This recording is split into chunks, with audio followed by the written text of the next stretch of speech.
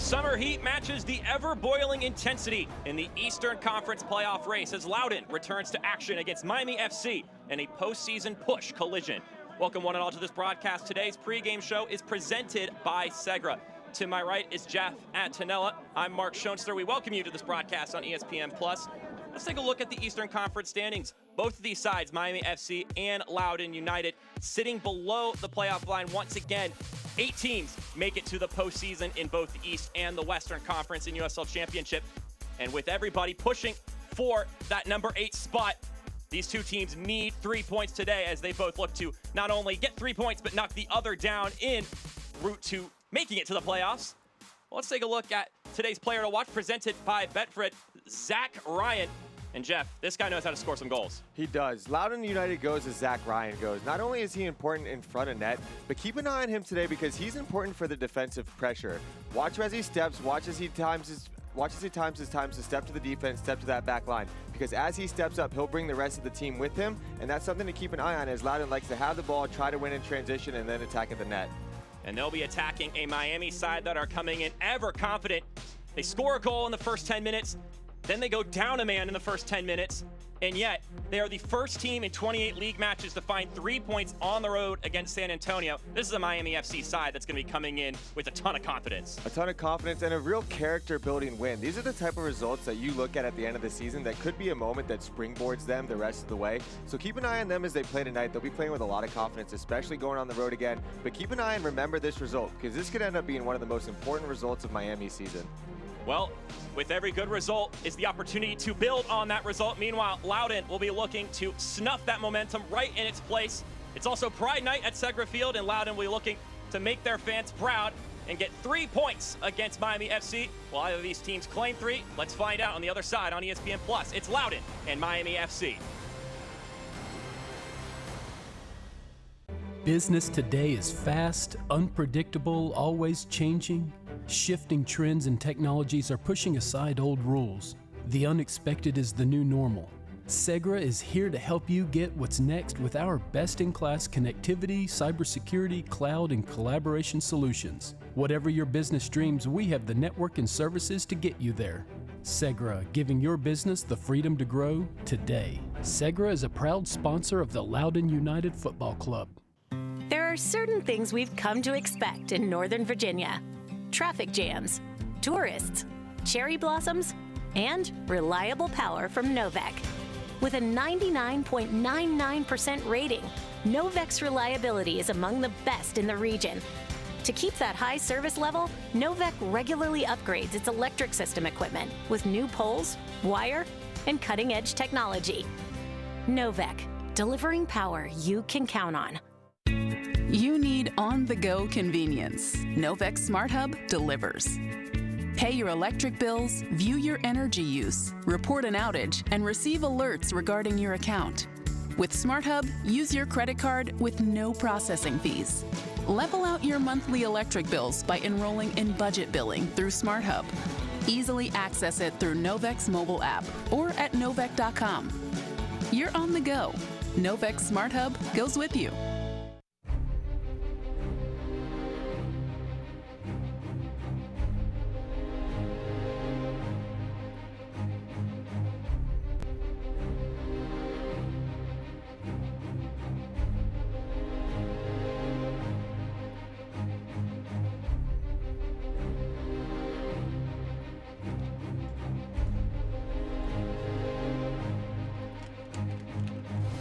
We welcome you back here to Segra Field for Loudoun United and Miami FC. Both sides looking for 3 points as they push for that 8th spot in the Eastern Conference playoffs. Let's take a look at our starting lineup, starting with the home side, Mark Schoenster, alongside me, Jeff Antonella. Starting off with Loudoun, a couple of tweaks, but most of your standard stuff here. Yeah, nothing too crazy in the lineup changes. A couple players inserted into this lineup, but keep an eye on the forwards. We spoke to the coaches. Both coaches are keeping an eye on their forwards tonight. Ryan and Williamson, they really carry the tempo of this Loudoun United lineup, so keep an eye on them. If they're working hard, if they're doing things defensively, if they're on the attack as well, it's going to be a good night for Loudoun United FC. A lot of talent moving forward for Loudoun United. Meanwhile, on the Miami FC side, as we talked about in the open, a side that was able to keep a clean sheet despite being down a man. And they've got some offensive talent themselves. They do. And keep an eye on the goalkeeper tonight. Of course, I favor goalkeepers, but Zendejas has been back-to-back save of the week. He has been a key part of Miami this season, and especially keeping his team in it on the road. He's going to need to play big tonight. And of course, keep an eye on Salazar up top, Sorto, Rivas. They're going to really carry the tempo of this team with their press as well. So Miami's looking to see what they can do on the road with this lineup. A very similar lineup to the ones they had success with in San Antonio. Didn't have a road win all season till last week. And while we're here, let's take a look at today's keys to the game, brought to you by Country Buick GMC of Leesburg. And I'll let you take it away from here, Jeff. Yeah, tonight's keys to the game. For Loudoun, I want them to be patient. Be patient on the ball because they're a team that likes to keep the ball. They like to build up in possession. You're at home. It's a hot day. Be patient on the ball and in front of net. You have to be clinical in front of your net and make the most of your chances. And if you're Miami on the flip side, you have to take advantage of the times where Loudoun turns the ball over and makes mistakes. And can you attack Loudoun on that counterattack? It's a hot night. You want to conserve your energy, but at the same time, can you take advantage of the opportunities where Loudoun turns the ball over and you can get at them? You mentioned a hot night in Leesburg. Currently 84 degrees. It's crazy because about an hour ago it was 94, so they'll be thankful for that 10-degree drop. Yeah, when they warmed up, it was a lot hotter, so maybe they're coming out and feeling like it's a nice cool summer night there.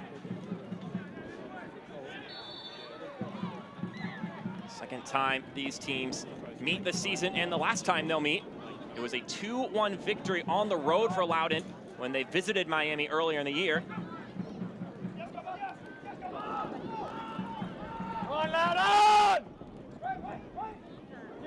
This is the time of the season talking to both coaches, especially because both teams are looking up the playoff line. Long ball going forward. And now you're free to continue. Yeah, like we were saying, so both teams are looking up at the playoff line. This is a huge game, right? We spoke with Loudoun's coach. He spoke about how this is the healthiest they've been all season. He's feeling good about their lineup. He feels good about the players that they have, the personnel. And if you're Miami, it's the same thing. You have a team, you have a lineup that's expected to make the playoffs. You get this huge win on the road in San Antonio, and now you have another opportunity to keep that momentum going and really start to build as the dog days of summer in the schedule are coming to an end. Huge opportunity for both teams, and both teams are going to be looking to get 3 points because that's that point in the season where it doesn't matter if you're the home team, doesn't matter if you're the road team. You got to try to get those 3 points when you're looking up the playoff line. 12 games to go for Loudoun, 13 to go for Miami, and that includes this match here. So technically, if you don't want to count, you could say 11 and 12, but one way or another, the point stands. You have less than half of the season to go. You mentioned health. Loudoun, according to Ryan Martin, the head man, said they haven't been this healthy going into a game since April, in a game against Birmingham, which they won 3-0. He's also liked the way his side has played recently, despite some of the results. Mentioned that last 3 games, they've looked good from his side, outside of maybe 5 minutes against Orange County.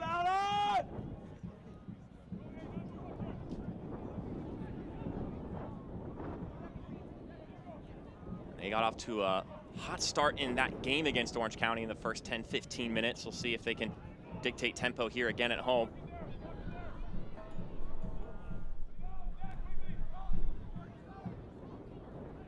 Say the same thing about Miami, though, in their first 10 minutes, you could say, against San Antonio getting the goal, but then things derailed real quick. Not to a point that it affected the score line in that one, a 1-0 victory, of course.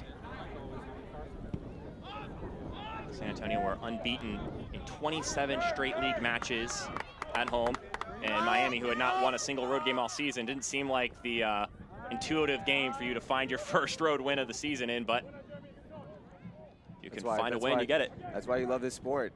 Very unpredictable. Team shows up on the right night. Plus, they're dealing with a red card. So I think that, you know, when you're dealing with that type of adversity, sometimes the team buckles up a little bit, and that's what Miami was able to do. Ball a little bit too far ahead. The pass from Khalil Ahmedkar this wasn't quite on point. So a roll out for a goal kick. Adrian Zendejas will send it in. As Jeff already mentioned, back-to-back saves of the week. And both times well earned at that. A little sporadic here early on. I'd like to see one of these teams try to put their foot on the ball, start passing a little bit, especially in the defensive pressure as well if you're Loudoun. Loudoun seems to be jumping out a lot of passes right now. I'd like to see them settle into their block and get their press a little bit more organized so that they can take advantage of the opportunities when Miami's moving the ball. Here's Salazar starting up top. Send his man running. That's Telfer. Scored the goal in that win against San Antonio. Also won Player of the Week in USL Championship.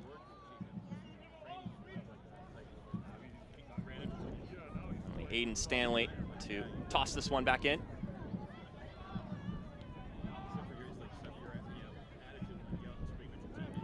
Belfer heads it down. Something to keep an eye on. The shadows on this side of the field seem to be very challenging. You see Farrow trying to block the line of vision. You can see it on the TV screen that, you know, the shade, the sun, it's always a tough thing for the goalkeepers to deal with. Hugo Farrow and Dane Jacoman been splitting reps this entire season. As a matter of fact, coming into this game, both had started a clean 11 matches. So Farrow now with the edge with his 12th start of the year.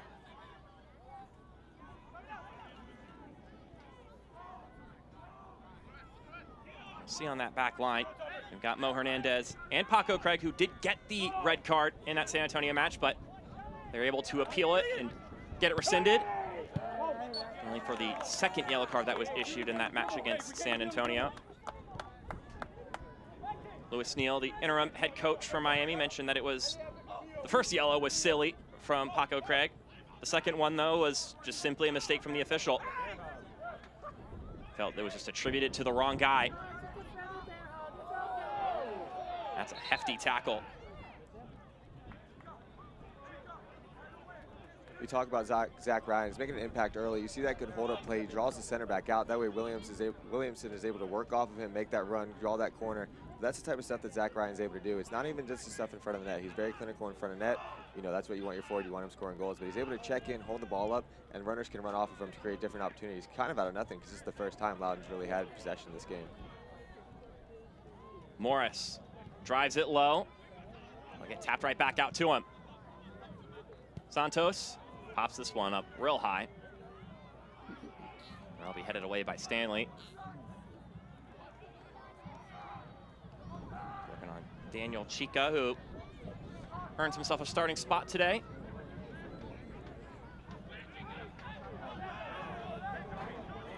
That says play on. Here come Loudoun. Williamson.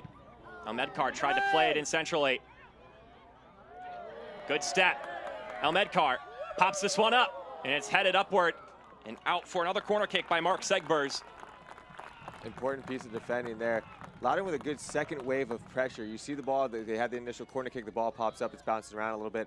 Anytime in that little stint there that Miami got their foot on the ball, there was a Loudoun player there to jump on it, keep that second wave of pressure, and try to keep Miami pinned into their zone. That was a good job by Loudoun, making sure that they weren't able to get out easily. It wasn't a great corner kick, they weren't able to get out easily, jump right on the ball, and then they were attacking right back down Miami's defense. Jeremy Garay, 20 years old, will play this one short. Service is low once again. Salazar with no nonsense there, booting that one out of danger.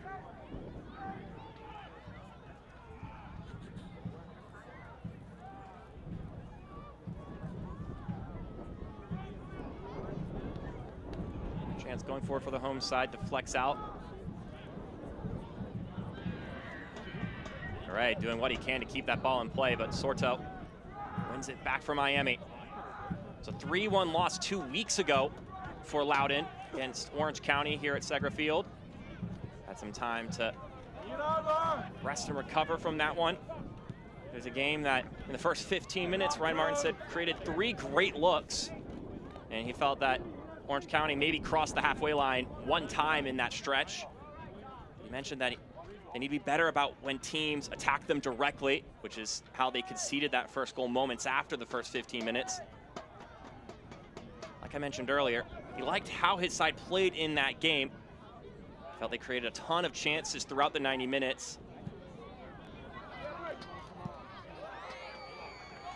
This one will get lofted all the way down the pitch to Zendejas. A little bit too slow there from Landry. That part of the field, if you're getting the ball, you want to be able to get the ball, spin it out quick so that you can shift Miami's defense. If you're a little bit lackadaisical in the middle of the field, Miami's going to jump on you all night and try to get that transition that we talked about that's so important for Miami's game plan. Stanley gets that one rocketed out by Tommy Williamson, returning to the starting lineup after serving his red card suspension. Of course, he had to not only play in the Orange County game, but then wait 2 whole weeks before the next match. I'm sure he's been itching to get back on the pitch. Yeah, sometimes this part of the season, that could be good to get a little bit of rest, get yourself recovered and ready for the final push, especially in this type of heat. I'm sure he was anxious and jumping at the bit to get back on the field.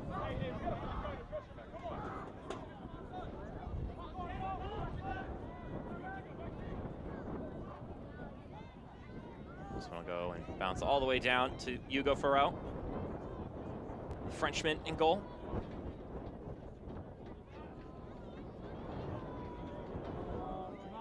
Salazar chasing him here.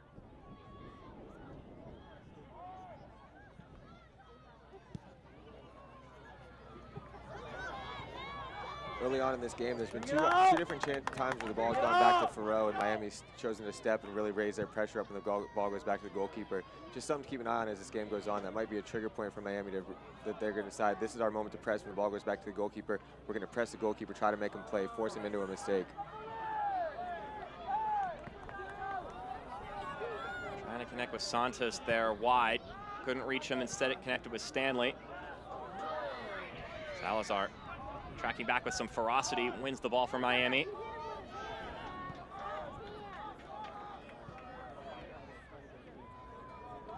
Ten minutes down. Lewis Neal mentioned his group. Obviously, after a result like the one last weekend, the confidence has just been ever growing with this group. Mentioned that we've got ourselves on a good track at the moment. Salazar slipping through. The flag stays down. Salazar shoots! And despite it ripping through hands, it goes in anyway. Michael Salazar blasts it home.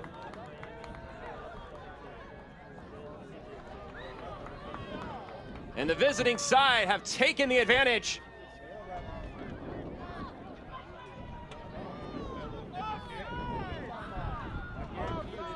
The veteran striker, Michael Salazar. Salazar, good timed run in behind the defense. A save that the goalkeeper should make. Hits him in the hands, but it's a shot that's hit with a lot of power. He finds himself in front of the net, picks his head up. But what I like about this play is the build-up play before the game. You look at this before the pass. 1, 2, runner comes through, well-timed run, finds himself on the back shoulder. Good first touch, picks his head up, drives the ball with a lot of power. I think Farreau would like to have that one back. That's a ball he could push over the bar. But at the same time, that's the type of counterattack we were talking about. Loudoun has the ball. They're building up. They lose it. Miami with that quick transition. 1, 2. Salazar makes that run in behind off the back shoulder. And when you're in front of net, if you're a forward, I was a goalkeeper, if you hit it with power, you never know what could happen in that situation. Salazar hits it. He hits it with power. It goes to the goalkeeper's hands. And Miami is off and running with a 1-0 lead. Really impressed by that quick build-up, quick counter there on that goal. Good job by Salazar timing his run off the defender's back shoulder as well. That's good soccer right there. Win the ball back, get your head up and see, all right, how can we punish? Yeah, sometimes as a forward, sometimes the best thing that you can do when you find yourself on a tight angle like that, you're not going to be able to pick out the corners. You're not going to be able to find that perfect ball. Williamson trying to find a quick response on the other end. You're not always going to be able to pick out the corners. So if you're in front of the net and you find yourself on a tight angle, sometimes just hitting the ball as hard as you can and seeing what happens isn't the worst strategy. As a goalkeeper, I know when people are close to us and they're lining up to smack the ball, you're a little bit taken off because obviously you don't want to get hit in the face by about 100-mile-per-hour fastball. But good job by Salazar. I think Farreau would like to have that one back, but doesn't matter for Miami. They're up 1-0, and now they're playing again with the lead on the road, comfortable on the ball. I mean, even if it doesn't go in, sometimes the deflection off the save can set up for someone else to clean up the mess. Yeah, you want to create a situation where worst thing you could do in that situation is miss the net, because then you're not getting anything out of it. But you hit the ball hard, you make the goalkeeper make a save, you see a rebound, you get the ball in front of the net. A lot of things can happen when you put the ball in net if you're a striker. So in that situation, floating ball comes in, Williamson heads it down, and that one knifed away by Hernandez. Good immediate response here from Loudoun. They got a couple chances inside their 18. Like I said, I'd like to see them be a little bit more organized in this press. At the moment, it seems like they're just jumping out and every single pass they're stepping to, but it's going to be a long night if you're just jumping out like that and you're not organized. Though he liked how the team came out the gate in both the beginning of the first and second half. Brian Martin mentioned that he thought maybe they got a little flat-footed after conceding a goal in that Orange County game, so he'll be pleased with this more fervorous response. Ryan with his back to goal. Paco Craig bests him there. Yeah, so far early on, it looks like Loudoun's been a little bit lackadaisical. They've been a little bit lackluster in their possession. Just their speed of play. You see these moments where they have time to take a touch and find it out, spray the next player, try to switch the field, but instead they're taking the touch, picking their head up, and it's a little bit lackadaisical. And Miami's been flying at them the entire night. So if you're a little bit lackadaisical with a team that's pressing hard and up your back every time you get the ball, things like that are going to happen. You're going to turn the ball over, and Miami's going to get their chances. So I'd like to see the urgency, especially now that they're down 1-0 in such an important game at home. I'd like to see the urgency pick up here a little bit. Santos, well, Zendejas with some brave positioning here. Staying at the edge of the 6. Come on, guys! Santos places this one in, and it'll be headed over the crossbar by Paco Craig. A surefire captain for Miami.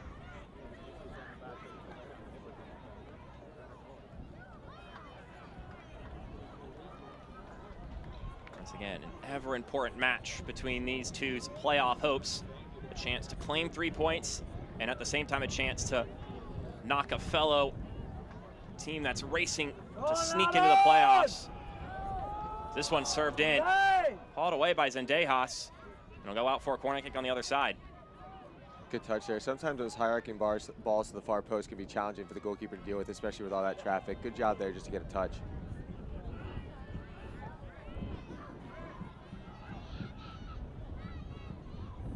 Service swings in, headed back in centrally, then cleared away. Like Daniel Chico was the one who got on the end of that corner kick and was able to nod that into a dangerous spot.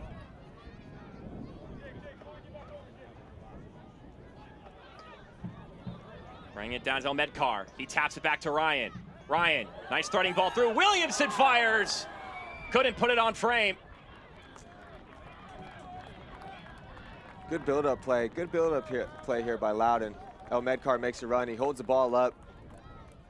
Holds the ball up here. Defender at his back. Able to lay it off for that overlapping runner as well. Williamson running in. And this is just what we talked about on the other side with the Miami goal. If you're going to be in that position, if you're going to find yourself in a tough angle, got to hit the target. If you hit the target, you never know what can happen. Goalkeeper makes a save, you spill a rebound. Good build-up play there. And a little bit better here from Loudoun as they're able to keep that possession in this final third, get themselves a good look on the net. Certainly showing some bite since conceding that goal to Michael Salazar, his first goal of the season. That's a longtime veteran in the pro soccer space. Has scored quite a few goals in his time. That's what we talk about in the keys of the game, though, right? Coach Ryan of Loudoun said, we got to be clinical in front of the net. We're going to create these chances. We're going to find ourselves in front of the net. We got to put the ball on the target. We got to score. That's another situation where it's good build-up play. Everything's good up until the final, up to that final moment. Those are situations where if you're going to get those build-ups, you got to at least put the ball on frame so that you can create an opportunity for your teammates. This one flying inside with some heat. Straight into the hands of Zendejas.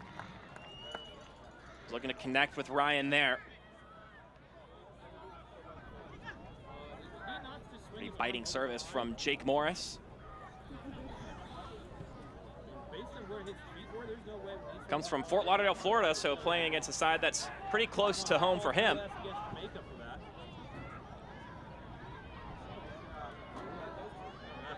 It's Cabral. And he's bested by Landry there, but they're going to call it a foul.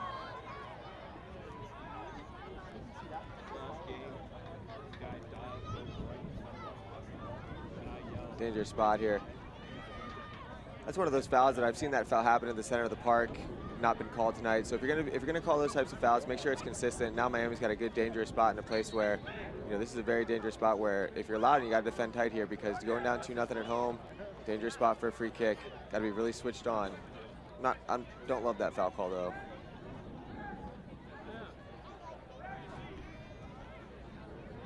Cabral and Stanley. Stanley runs over it. Cabral sends this one in. The header not quite connecting with it cleanly. But it will be out for a corner kick. Our head official, Luis Arroyo, points to the left flag. See Miami on the corner kick for the first time this evening. Gabriel Cabral will trot his way over.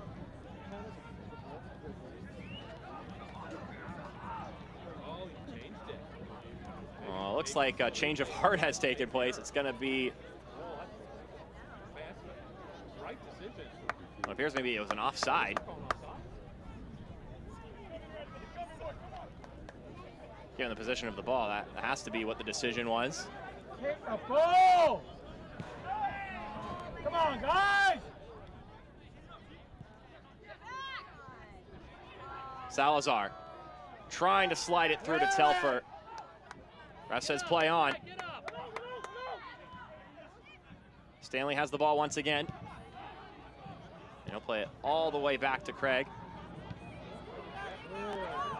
It's one back by Loudoun. Landry driving it forward.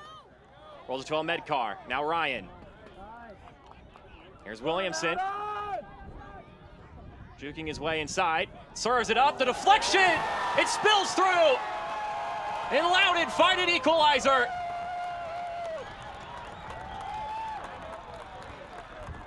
A well-hit shot from Khalil Medcar. Maybe had a stroke of luck deflecting off Hernandez. But one way or another, we are all level here. We talked about it. If you put the ball near the target, if you put the ball on target, things can happen. What I'm impressed here was the build-up play. You see Ryan finding Williams out wide. If you see the run that Medcar makes, he runs off of Ryan's back shoulder. He's able to find himself on top of the box. And that's what we talked about. You put the ball on target, you hit shots, you never know what can happen. This time it's a deflection off the defender. Not much that Dejas could do there. Completely wrong-footed off the deflection. But what's more important is this build-up here. Medcar makes a great run off of Ryan's back shoulder. Ryan laid the balls out wide. The forwards are interchanging, they're making movements, and they're making life a little bit difficult so that Loudoun's finding spots that Miami's not able to defend. And we talked about it before. You put the ball on target, you shoot the ball, you get it on the net. Crazy things can happen. That's a perfect example of it. And it's a brand new ball game. It wasn't perfect. They made the most of an opportunity, got a deflection, 1-1, completely different ball game now. You don't get points for pretty. That's true. No extra points for pretty. Tough for Zendejas there. The goalkeeper in me feels bad for him. Completely wrong-footed by that one. There's nothing worse than the ball takes a wicked deflection like that. But, you know, if you're a forward, that's why you shoot. You find yourself an opportunity in front of the net. You pick your head up. You're able to get those shots off, and anything can happen. This time it's a crazy deflection. The next thing you know, you're on the score sheet. Well, as of right now, that's being attributed to Khalil Medcar. We'll see if they change that to an own goal or if it maintains an Medcar strike. Of course, that's always determined on whether that one was going on frame or not. The deflection's obviously a huge part of that goal, right? If that ball doesn't get deflected, does it go in the net? But what we need to focus on is the movement of the front three. Ryan gets the ball, he holds the ball up, he finds Williamson out wide, and Medcar and Ryan make a run where it's off each other's shoulders, right? Ryan checks in, creating that space for Medcar to find himself on top of the box to get that opportunity. So, of course, the deflection was a huge part of it. You shoot the ball, you get it on target, anything can happen. But it's the movement from the front three that even created that opportunity. So that's the thing that we should focus on, because that type of movement is going to give you opportunities to put the ball on the net. Ryan Martin was telling us a little bit about that with Khalil Medcar this week. He mentioned that the goals are coming for him. He's putting himself in good spots, and they just haven't fallen his way yet. And now he's put himself in a good position and has taken advantage of it as Salazar, maybe looking for a second, sets up this strike, and it's dragged wide by Rivas. Great job there by Salazar. He had 2 or 3 defenders on his back. He's able to hold the ball up, find that late runner in Rivas. You'd like to see Rivas put that ball on net, but here's the run here. It takes a fortunate bounce off the turf, but Salazar does a good job holding off the 2 defenders, setting up his teammate. I think Rivas would like to get that look again, but at the same time, these are the types of moments where you got to capitalize if you find yourself in front of the net, put the ball on the target, create an opportunity. Could be a rebound, could be anything else. Definitely one that Rivas would like to have back, but well done there by Salazar, running off the back shoulders and able to hold that ball up.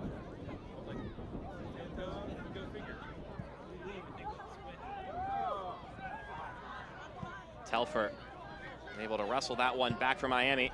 Stanley bounces that one very harmlessly into the hands of Faro.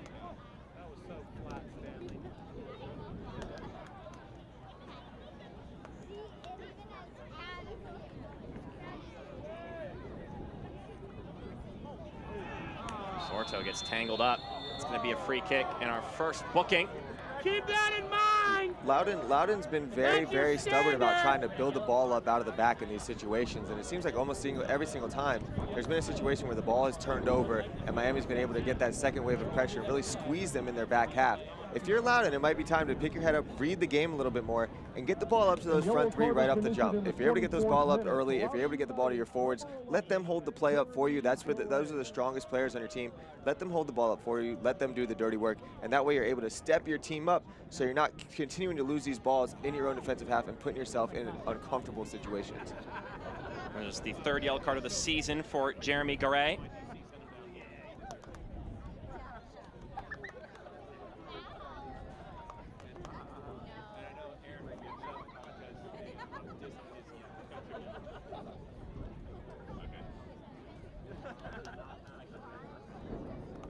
And on the flip side of that, if you're Miami, you're doing a good job establishing that pressure, knowing that they want to play short and squeezing Loudoun to one side and not let them get out.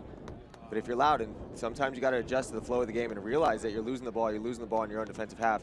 Might be time to get the group forward, might be time to get the ball to the forwards so that they can hold the ball up for you and let everybody else step up and catch your breath a little bit. Set piece chance here for Miami. Ball retreats from it. Stanley swings it in, headed away by Williamson. Now Loudoun will try to push it forward. Santos look to connect on that left-hand side. Now lofted down the pitch. Loudoun reclaims possession.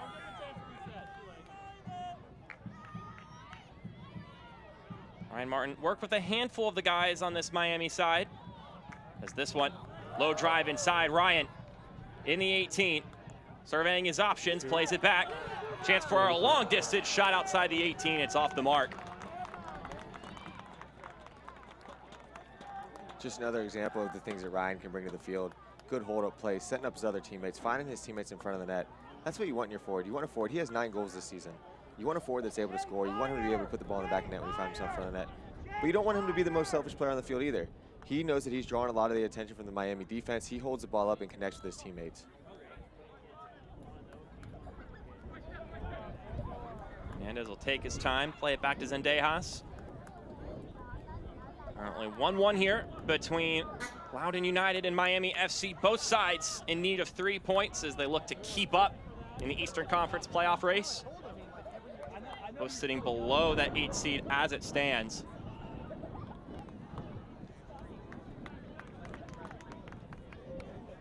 Still a chunk of games to go, but that number ever dwindling, getting close to single digits now for both these teams.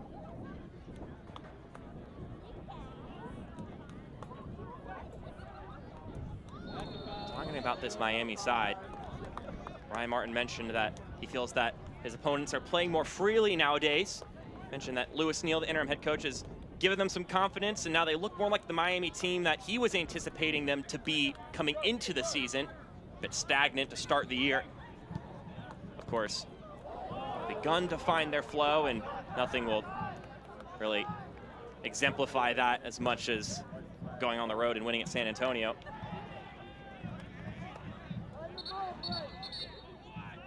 Santos will wait the go-ahead to play in this corner kick, but might be a bit of a discussion with our officiating crew.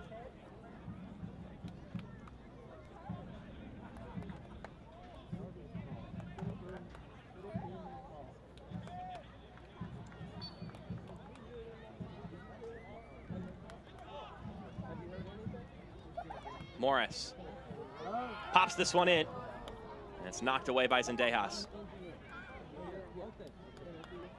Still a chance to churn up something, though, if you're Loudoun. Driving ball in from Williamson. Here he is again. Looking to connect with Landry. Sorto will hold things up and will earn himself a goal kick. Select the official match ball supplier of the USL Championship and many elite leagues throughout Europe. Visit www.us.select-sport.com for the latest Select products, specials, and more. Select, the player's choice. This one won back by Almedkar. Almedkar into the 18. Still going with it. Chases his touch. And they're going to say it deflected off of Almedkar. And it will be a goal kick. Good defensive recovery there from Craig, but at the same time, Miami's kind of having the similar issues that Loudoun's having. If you're not being able to build up out of the back, if you're not being able to get these opportunities, it might be time to hit one long, step the group up a little bit, try to establish that possession a little bit higher up the field. Because this build up out of the back for both teams hasn't really been too successful tonight. The other team is doing a good job pressing them, making life a little bit more challenging. And when you're playing the ball, when you're playing possession in your back half, quick turnovers lead to early goal. Quick turnovers lead to quick goals, right? So if you're Craig in that situation, if the pass isn't on, if you're not being able to connect, pick your head up, try to find these target forwards. They're doing a good job for you tonight, holding the ball up. Have your target forward hold the ball up a little bit and get that pressure, get your team up a little bit. Get your possession up a little bit further up the field so that you're possessing the ball in the midfield, and then you're getting yourself into the attacking half of the opposing team. So I'd like to see these guys, they're being a little bit stubborn playing out of the back. Clip the ball a little bit longer, get it to your forwards, let them hold them up, let everybody step up so you can establish that possession higher up the field. Build it out of the back, you give some of these young, talented strikers a chance to push it forward for Loudoun. It was a portion of the team that Lewis Neal highlighted when discussing his opponents. He mentioned that he likes a lot of the talent up top for this Loudoun side. He also mentioned Josu Landry, and she's a big guy in the middle who can drive the ball forward. So they're going to need to be well organized defensively. And that's a bit of a mishap. Just the miscommunication there between Josu and I believe Cole Turner. Miami couldn't capitalize off of that, but that was a mishap, to put it lightly. Yeah, Farrell coming off of his line that far, he has to call his defenders off. If he's coming, the defenders need to know that he's coming so that they can clear the way so things like that don't happen. If you're a goalkeeper and you're leaving your goal box that wide open and you're not making sure that you're getting a clean contact on the ball, it's a risky game. You got to speak to your defenders, let them know that you're coming. 30 minutes into this one. 1-1 result. A Michael Salazar shot that gave Miami the lead. And then a deflected effort from Khalil Ahmedkar leveled things up for Loudoun. And that is where we currently stand.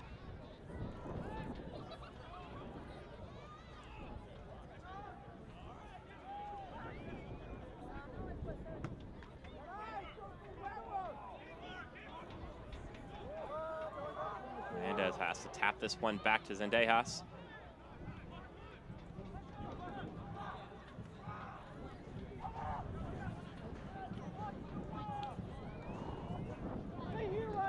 Holding up play and weaving through the traffic a little bit there. So this is where you want to have possession. If you're Miami, this is where you want to have possession. And now this is where the movement comes into play. Loudoun's back in their block. Can you move the ball side to side? Try to move this block around. This one slides through for Telfer. Telfer with the step. Telfer shoots, and it's straight into the hands of Farrell. That's what I'm talking about. When you're able to establish that possession a little bit higher off the field, those runs off the back shoulders, those cross balls, trying to move Loudoun's block from side to side so you can create opportunities for your team. That's how you're going to have your better luck when you're dealing with possession. The possession in the back half where you're turning the ball over, that's not going to do you any favors. That one deflected off of Aiden Stanley, and Zendejas able to keep that one in play. And I don't mind keeping possession here, but it's having possession with a purpose. Can you skip lines? Can you find that person in the midfield that can unlock that defense? That's the point of possession, not to just move the ball from your center back to center back. Can you move the ball quick? Can you unlock the defense? Can you make people step out of their block?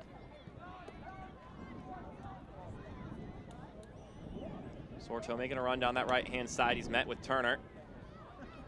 Segbers now with a bit of a twirl. Taps it back.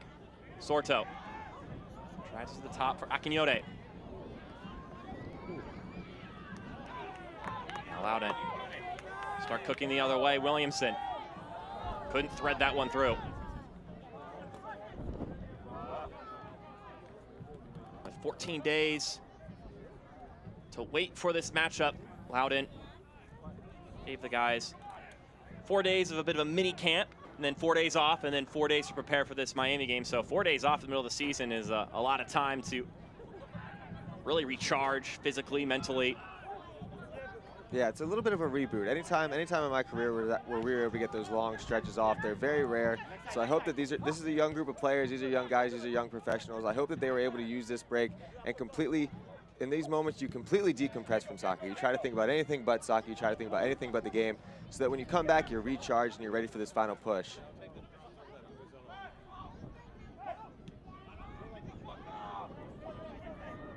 This is much better for Miami. Have the ball here. Be comfortable keeping the ball here. Move the ball side to side. Try to unlock this block. That's where you're going to find your runners over the shoulders. That's where you're going to find the guys popping in the middle that you can lay off of and keep those runs working off of. Some pressure from Williamson there. It's got to be quick, though. You got to play quick. Got to play quick. Good turn. Cabral with some space to work with. Walks it forward. I'm a little bit behind Segbers, but he collects it either way. And that touch just too far away from him. Maybe a little bit dangerous there from Craig, but play on.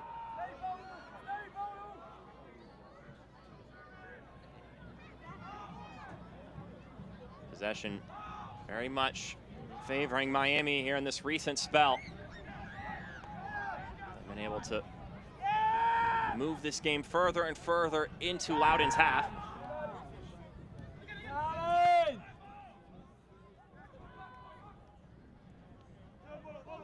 Akinyode. Over to Telfer.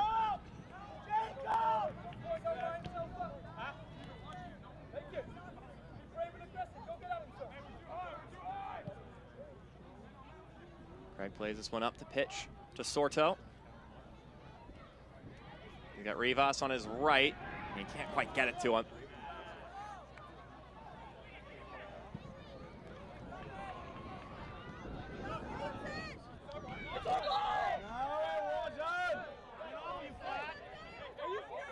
Calling in favor of the home side here.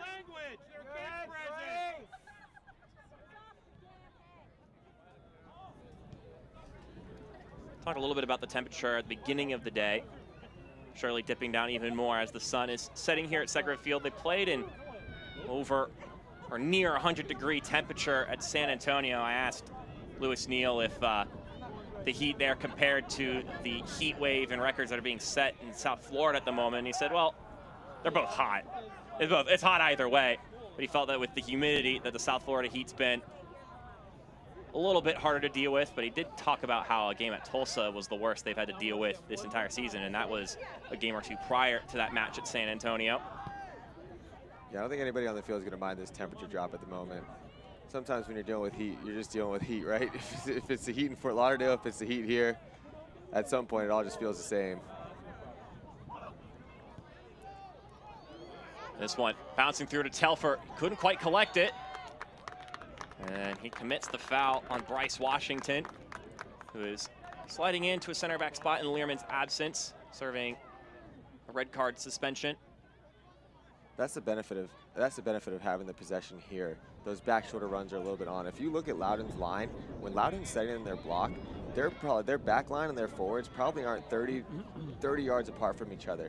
So those well-timed back shoulder runs, there's a lot of space between the goalkeeper and that back line. Those are going to be on all day. That's the importance of Miami sustaining this possession up the field. And on the flip side, if you're Loudoun, get the ball up the field so that you can possess in this half. Your defense has been under pressure this entire half. Get the ball up the field, hold the ball, be comfortable with the ball in possession so that you can step your team up, so that you can put Miami underneath a little bit of that pressure that they're putting on you. Possessing the ball in the back half when they're pressing at you and when you're turning the ball over and you have to defend the whole time, that's not a fun style of possession. Get the ball up the field, try to get the ball to the forward, hold off of him, and it doesn't need to be a direct ball in behind. Get yourselves up the field, possess the ball, enjoy having the ball in the middle of the field so that you can try to move the defense around. See right there, that's a situation where you're not getting your runners off. I understand that these front three, they want to be ambitious, they want to try to attack behind.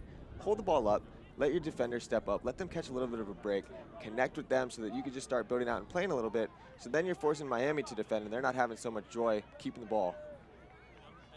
Some of that know-how and maturity as a group that they're trying to develop at Loudoun. A really young side. And they have a chance to push it forward once again. Just not on the mark to connect with El Medcar. Instead, it finds Cabral. They win it right back. A chance to shoot, and that one rifled off target. Jake Morris with the chance.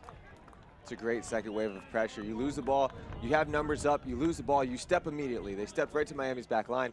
Great second wave of pressure here. Look, El Medcar putting the pressure on initially, not letting him out, not making it easy.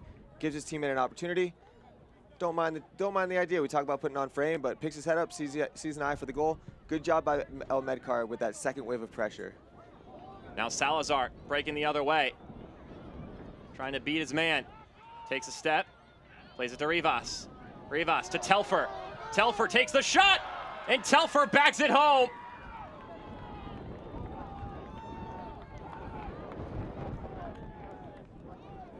The advantage reclaimed by Miami.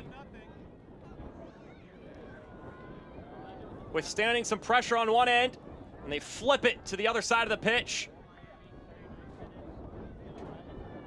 Salazar, he's been running off the back shoulders all night. Great run off here. Washington doing a good job trying to slow him down. Salazar does a good job holding him off, cuts it up, picks his head up, finds Rivas. Rivas playing the great ball. He had an eye for a goal. He picks his head up, finds Telfer, makes no mistake about it. That's an incredible finish. You pick your head up, you drive the ball across the net. But this is the effort from Salazar. This is what causes the goal. He does a good job holding Washington off, uses his body, uses his arm to keep him off, picks his head up, finds that late runner Rivas. Unselfishly, Rivas finds that guy on the back post. Great finish there by Telfer, but it's the running from Salazar that creates this goal. He's running off the back shoulder. He's holding off the center back. The center back's doing everything he can to make life uncomfortable. He holds him off. He's calm, cool, collected. Rivas making that late run. We talked about the three forwards on the Loudoun side working hard for that first goal and their creative running. You saw the same thing here. Salazar off the back shoulder. Strong hold-up play from your forward. Rivas making that late run. We've seen him take shots from that moment earlier in the game. Instead, he picks his head up. Defender has to step to him, finds Telfer, slips him. Great finish in front of net. A lot of credit for driving the ball across his body with pace. Third goal of the season for Ryan Telfer. Second assist for Joaquin Rivas.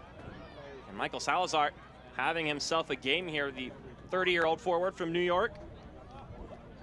He's having a great first half tonight. It's not only the goal. He scored the first goal. Of course, if you want to score goals, that's great if you're a forward. You get your goal, you get it on the tally sheet. But it's the little things. It's the runs off the back shoulder that's making life uncomfortable for Loudoun. It's his ability to hold up the ball, hold that defender off so that he can connect with his other teammates. That's a second or third opportunity that he's created for a teammate inside of the 18-yard box by being strong in that hold-up play. And that's the importance of having a strong forward who's able to do that. There's also been a handful a little bit in this press as well, causing some havoc for this Loudoun side as they try to get it out of their own half. If you're Loudoun, what's the response from Loudoun here? Because I think that you've made life a little bit challenging on yourself when you're trying to possess the ball the way that they have been, because it's just constantly putting themselves under pressure, and it's tiring to defend an entire half. They've been defending the entire half. Even their goals and their opportunities have come against a run or play on a quick counter. So what are you going to do here now? Do you control your press a little bit? I'd like to see them get the ball off the field so their possession a little bit higher. I've already spoke on that, but at the same time, what's your response going to be here? Because I know that they have tired legs. Moreau does not quite hit that one cleanly. Telfer, the one who brought it down. He just doesn't seem to be on the same page as his back line tonight. You can tell that every time he comes out there that the defenders are kind of looking at him a little bit, whether he needs to be more vocal, whether he needs to be more commanding. You need somebody to take leadership in those situations, and it doesn't seem like that's going on right now.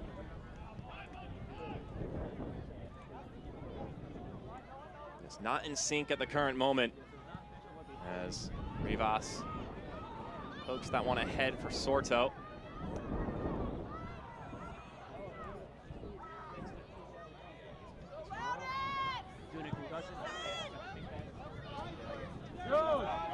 Yeah, go! Help him! Come on, bring it up! Couple more minutes to go here in this first half. Miami has taken the lead twice in this game. Loudoun had one response.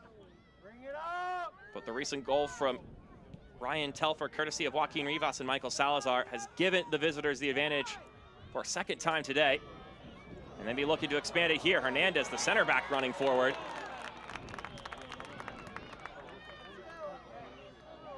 And it has been all Miami as of late. Miami doing a great job of just smothering Loudoun right now. They're not giving them the opportunity to breathe. Loudoun keeps trying to build up out of the back, but with every single pass, you see a Miami player flying to the ball. And if you're a team that's trying to build out of possession, that can be extremely frustrating when you keep turning the ball over. Good job by Miami, not giving them the opportunity. Every time that they lose the ball in Loudoun's half, they're stepping, they're pressing, making life really challenging for Loudoun. Segbers plays in the middle of Akinyote. Come on, Loudoun!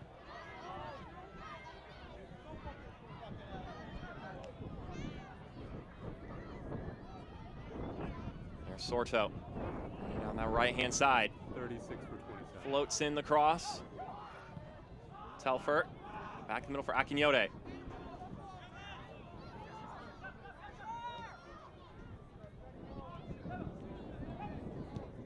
Cabral, look to pop that one in. Searching for Segbers, but it'll go back to Faro.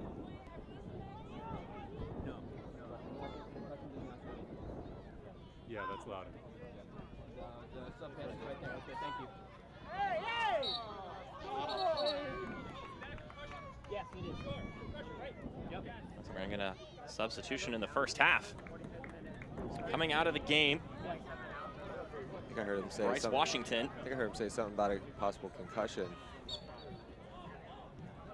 So Washington comes out, and Jace Clark, the 18-year-old, will come in.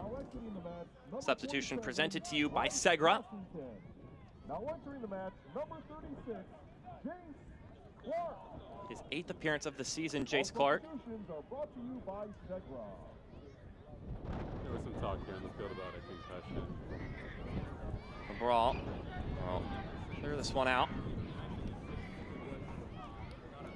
Clark able to keep it in play. Good first touch. I've always wondered what it's like to be a center back subbing into the game right into the flow of it. I'm sure it's important for the young man to get his first touch out of the way and have it be a good one and be comfortable with it. Board is up. Get yourself acclimated as this one swings inside for Ryan. And saved by Zendejas, who is right on the goalkeeper. We're gonna get 2 minutes of added time here before we hit the halftime break. That's a great look. Ryan does a good job getting himself in front of the defender. Great ball in, good spot for him. I think he'd like to have that one back. That's one that you'd like to see Ryan put in the back of the net. He's done that all season long. That's a good, quick transitional moment for them. They haven't had a bit of possession. They get the ball in the other team's half. They get the ball in Miami's half. They're holding the ball up. Quick look. Ryan makes a good run off the back shoulder, creates a good opportunity in front of net. Landry plays this one forward for Almedkar. One-on-one with Segbers. Taps it back. Shot off target once again. They've had about 3 or 4 shots from around that area, and they just haven't been able to find it on frame. Got to hit the target. Coach Ryan Martin, we talked about this, that they were able to create good opportunities, but it's all about putting your shots on target. Almedkar doing a good job. The forwards making good runs, creating spaces for one another. Almedkar doing a good job in the hold-up play. But at the same time, you got to hit the target, at least make the goalkeeper make a save, so that way the forwards that are making those runs toward the net, they can deal with the rebound. They might be able to do something, a little deflection again, but that's a little bit better there. They're able to hold the ball up. They're able to build that possession and work with their runners, getting them in behind.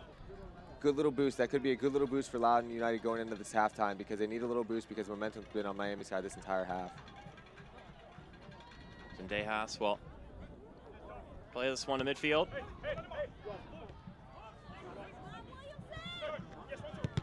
That one's still in play. Hernandez shields off Ryan there, gets it back to his keeper. Better look out though. And Craig is down after the challenge. Give him the magic spray or he'll be back on his feet. Paco Craig, don't think was anticipating someone coming in from behind. It's a difficult spot to put your center back in if you're Zendejas. Does a good job connecting. Craig feels the pressure on his back. This late in the half, that could be a situation where you want to lump the ball forward, just clear it out, get it out of danger. Looks like a little bit of a lip plate there. I don't think Loudoun would argue that foul call.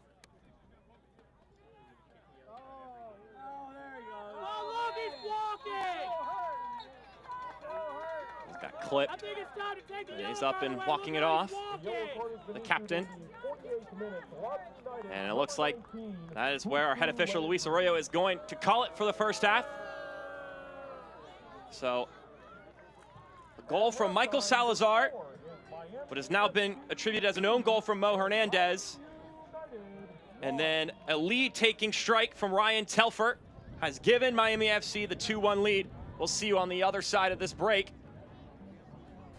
And with that in mind, we got some halftime content coming your way on ESPN+. So whether you're watching on a stream, on TV, wherever you're watching, grab a quick break and then come back, and we've got some topics to discuss here on ESPN+.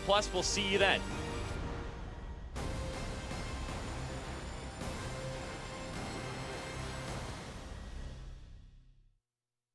Business today is fast, unpredictable, always changing.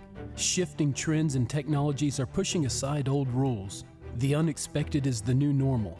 Segra is here to help you get what's next with our best-in-class connectivity, cybersecurity, cloud, and collaboration solutions. Whatever your business dreams, we have the network and services to get you there. Segra, giving your business the freedom to grow today. Segra is a proud sponsor of the Loudoun United Football Club. You need on-the-go convenience. Novec Smart Hub delivers. Pay your electric bills, view your energy use, report an outage, and receive alerts regarding your account. With Smart Hub, use your credit card with no processing fees. Level out your monthly electric bills by enrolling in budget billing through Smart Hub. Easily access it through Novec's mobile app or at novec.com. You're on the go. Novec Smart Hub goes with you. There are certain things we've come to expect in Northern Virginia. Traffic jams, tourists, cherry blossoms, and reliable power from Novec. With a 99.99% rating, Novec's reliability is among the best in the region. To keep that high service level, Novec regularly upgrades its electric system equipment with new poles, wire, and cutting-edge technology. Novec, delivering power you can count on.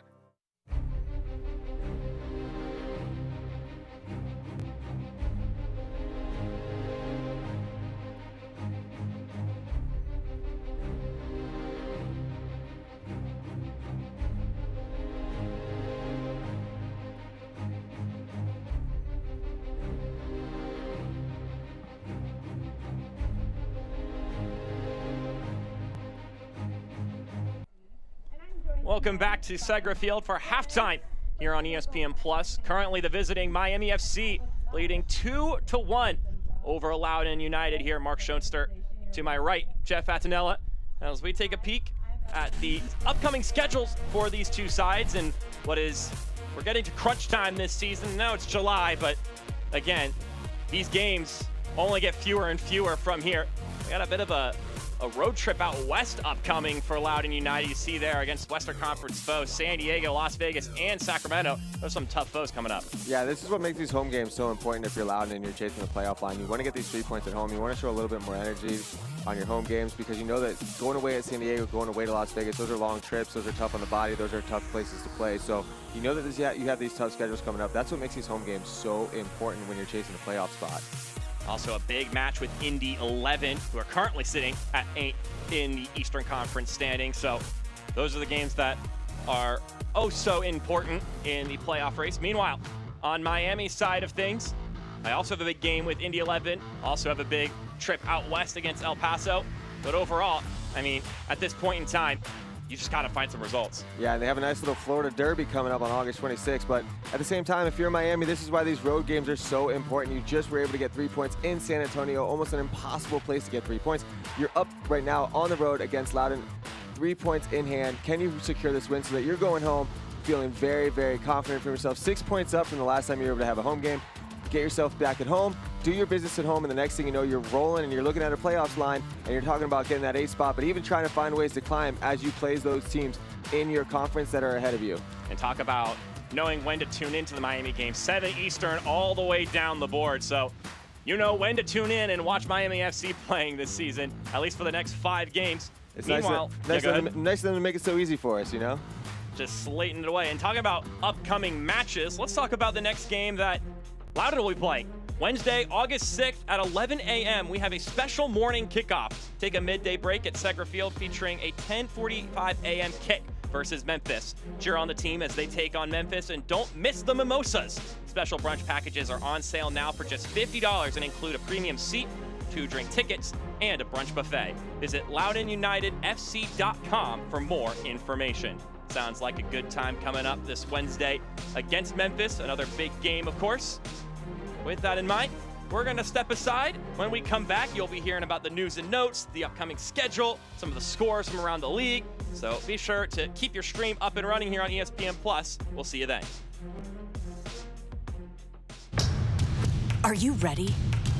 Ready for more of the game you love? Ready for more players and more teams? Ready for more stadiums, for more fans in more cities? This is a different league, the USL Super League. Built for the future of women's soccer, bridging the journey from youth to pro, connected to the global game, and bringing it all closer to home. Are you ready?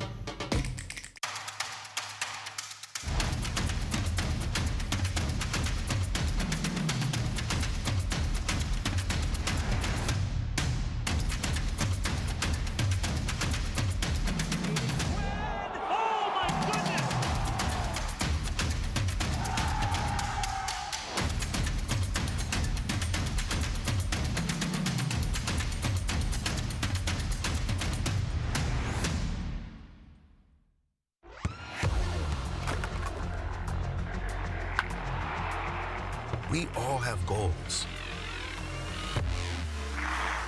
But let's be honest, most of us aren't going to be professional athletes. But if your goal is to finish your degree, we can help. Come to a university that puts your goals first. Bellevue University, your partner in finishing goals.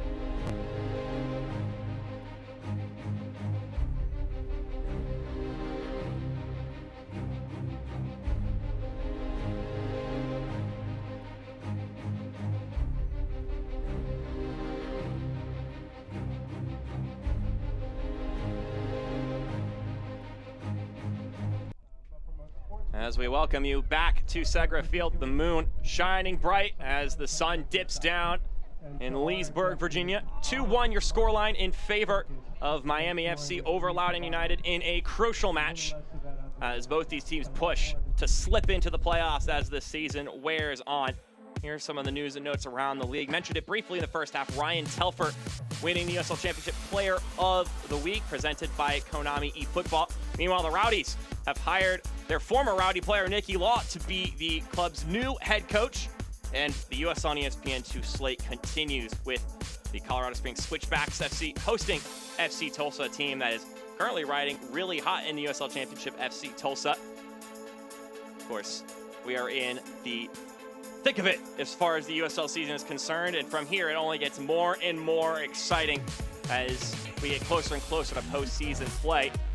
Here's a look at some of the upcoming matches that are taking place tonight. Jeff, one of the games worth highlighting, Monterey versus Phoenix Rising. What's something that fans, after they finish this game, could look for in that one? Yeah, I'll be on the call for that one as well tonight. It's two teams that are chasing 3 points. They're looking up at the playoffs lines as well. They want to make moves in the Western Conference Standings, and it's both teams that are really going to go for the win. It doesn't matter who's the home team, doesn't matter who's the road team. They're both coming off of situations where they feel confident in the way that they're going to turn around the rest of their season. And, you know, for me, it's going to be an exciting chess matchup because you have two coaches that like to play the tactical game. And if you're Phoenix, they're going to try to keep the ball. And if you're Monterey, you're going to try to keep them on the counter. So two contradicting styles, but at the same time, those types of styles make for exciting games. Meanwhile, Detroit City FC, another team in that below the playoff line race right now in the Eastern Conference, will be playing Oakland Roots at 10. So that may be another game worth checking into if you're a fan of either Miami or Loudoun. Maybe worth giving a shout. Meanwhile, got some other games taking place across the league in USL Championships, the games that are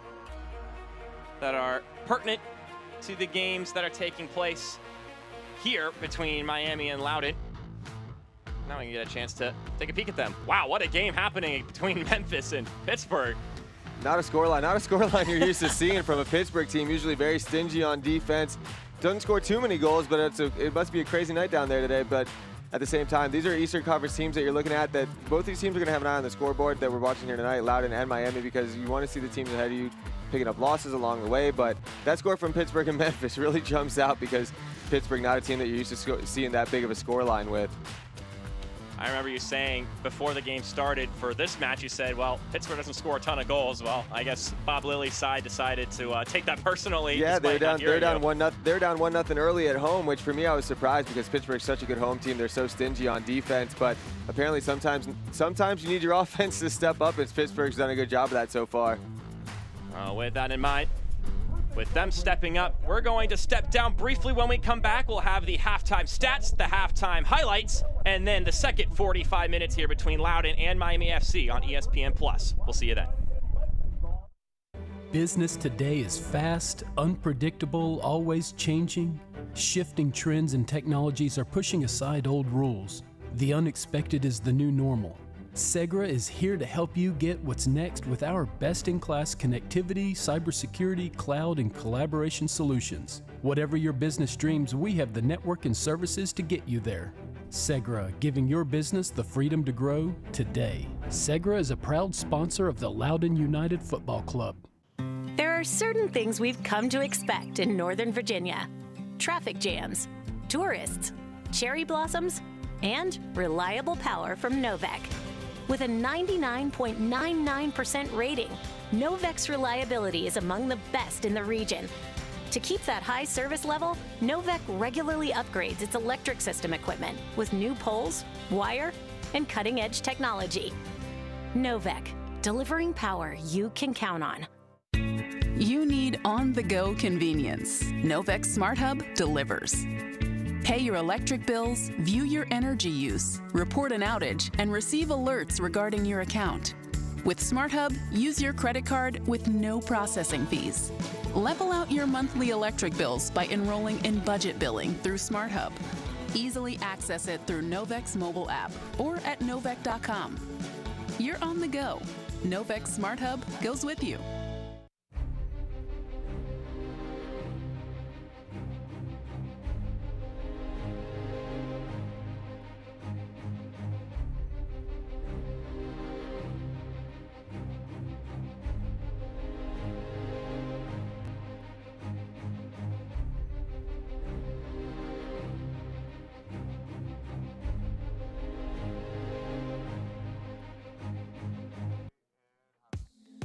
Here are your highlights from the first 45 minutes of action between Loudoun and Miami. Starts in the 11th minute. Mark Segbers, the end of this connection, sending it to Michael Salazar, who blasts this one home. Salazar running off the back shoulders of the center back like he's been doing all night. Good shot, hits the target. We talked about it early on. If you drive the ball across the net, you put it on target, good things could happen. Salazar does a good job here. You see this run off the back shoulder. Great vision from Miami. A little 1-2 touch, movement from the forwards, finds himself in behind that back line. Put the ball on net, and crazy things can happen, and that's what we saw there. Crazy things would continue to happen here as Loudoun, sometimes you just got to put a shot towards goal, and luck can strike your way. Yeah, not much you could do there if you're Zendejas, the goalkeeper, but we talked about it during the game. It's that front three movement that's really important here. Williamson gets the ball wide. He drives the ball in. Off the screen, you see Ryan and Almacar working off of each other. 1-2 movements, creating that split for Almacar up top. You put the ball on net, and like I said, crazy things can happen. We saw that on the first 2 goals.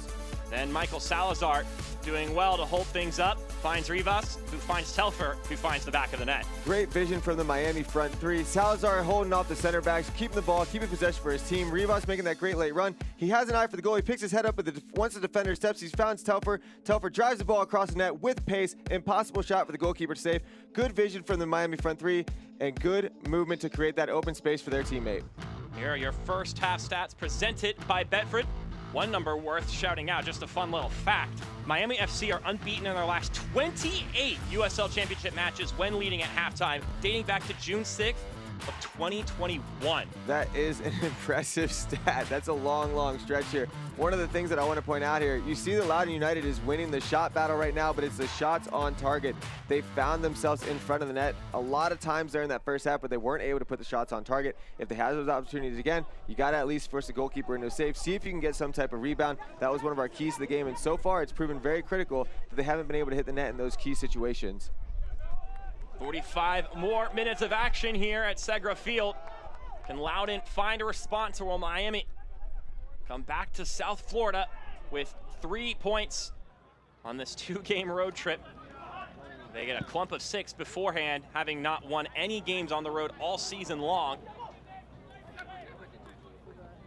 Louis Neal, the interim head coach, already doubled the win tally for this Miami side since taking over.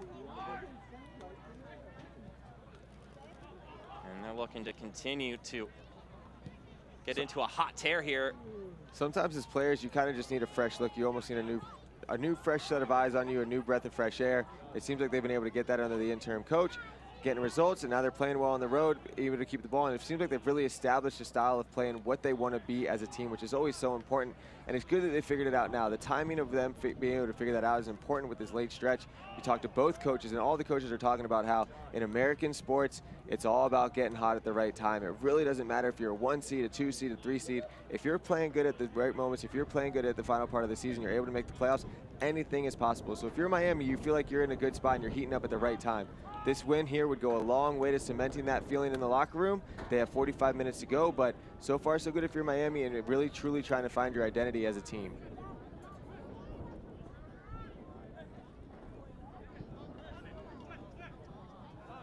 It was a loss against Loudoun that compelled the change as far as the coaching staff is concerned in Miami. It was a 2-1 result last time these two teams played as well, of course, with a reverse scoreline. Can you establish your possession here? Keep the ball here if you're Loudoun. You don't want to go all the way back. Keep your possession here. Make Miami defend in this block. Get them moving so that your forwards can make those runs and create themselves some space.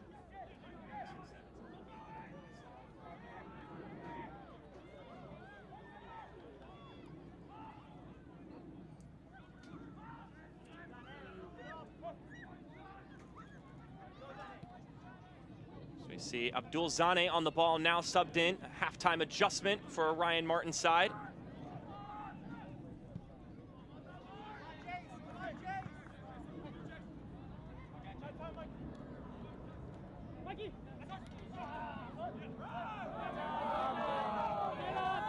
Ray will play this one back. Santos will spray it up the pitch for Williamson. Williamson into the 18 he goes. Plays it back. Here's a shot. Landry dragging it wide. There's a player that went down on Miami.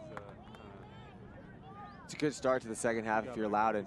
Salazar gets that long ball. The defender's able to step in and get the win. He wanted a foul call. I didn't see anything there. But once you get that possession, can you attack? Can you get up the field a little bit quicker? So like I said, you're establishing that possession higher up the field, making life difficult for Miami. So much of the first half when Loudoun was on the ball was spent trying to play themselves out of pressure in their own defensive third. Get the ball up the field. Don't make life hard for yourself. Establish that possession up the field so that things, once you're dealing the ball, once you're moving that block side to side, putting Miami on their back foot, making them defend a little bit so that they're the ones draining their energy and getting tired. Now the chance to discuss it in the dressing room and make set adjustments. It's a young, inexperienced group. Ryan Martin describing his side. He said, but they're talented, and as a collective, he likes their chances to beat any team on any given day in USL Championship. He mentioned it for an example. Zach Ryan has already played more minutes this season than he played all of last season. So it just goes to show that there's just a bit of a learning curve that this side is going through.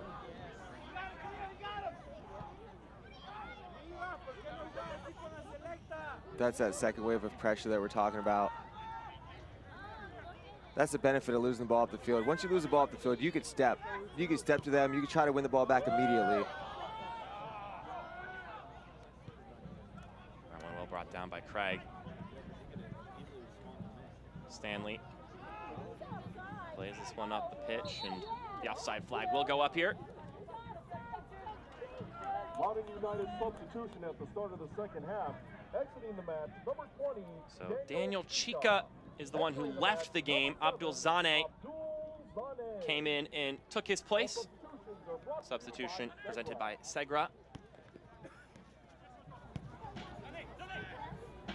Zane, the 20-year-old from the Ivory Coast.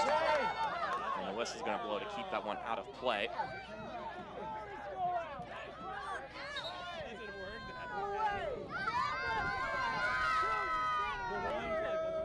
Don't miss a minute of the action in 2023, whether your club is on the road or at home. Catch nearly every second of USL Championship action on ESPN+, the home to the USL, La Liga, the Bundesliga, UFC, and more. Sign up today at plus.espn.com. Sometimes the USL and the Bundesliga are taking place at the same time. Borussia Dortmund playing San Diego Loyal earlier this week. Talk about a huge get for a USL Championship side.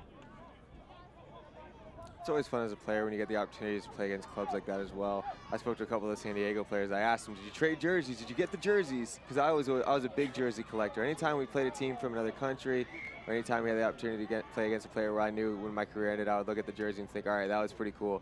I always made a point to approach people and try to get their jerseys, but not much. I didn't get much of a positive response. I think, you know, I don't know if they were as excited about the jerseys collections as I was as a player, but that would have been when I would have been searching out somebody and at least getting a trade. That would be a fun one to hang on your wall and say that you played against them one day. Yeah, I mean, I'd be searching for Marco Reus or Mats Hummels or one of those guys. I mean, come on. Huge players in the global landscape. Sorto plays it to Akinyode. And that challenge is going to earn a free kick for Miami.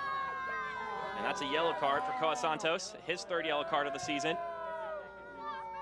He better be limping afterwards.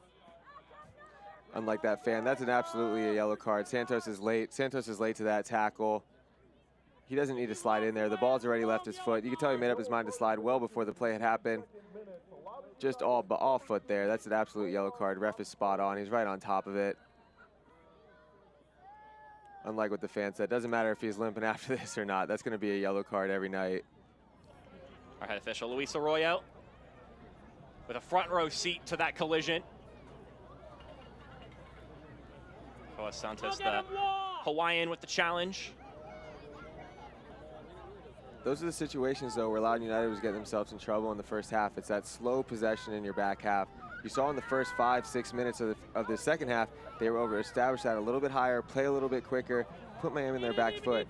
Every time that Loudoun's trying to possess the ball in the back, Miami's done a good job of stepping and making their life challenging. You have to make that adjustment. You have to be able to say, you know what, it's not working when we're keeping possession back here, and if it is going to work back here, we have to move the ball a little bit quicker. Let's get the ball up. Let's get the wave of pressure. Let's skip that first line of pressure from Miami so we're not worried about them in our attack.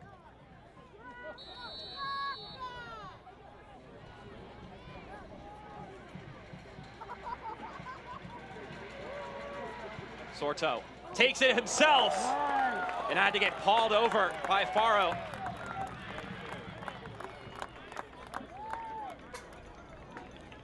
It's a big time save there. Able to move his feet, get two hands on the ball. Usually on a free kick on that distance, you're able to get a good read on it. He had a four-man wall, which makes it a little bit challenging to see the ball and get a good read on it. Good 1-2 step, power dive, two hands to the ball, push it over the ball, get out of safety. That's a big time save when his team needed it. Cabral provides the service, and it's too much, and it'll bounce out harmlessly for a goal kick. Here's another look at it. We got to look at it here. Well-strict ball, bends it over the wall. That had eyes for the corner of the net as well. Faro sees it the entire way, able to get two hands on it. Big push over the ball.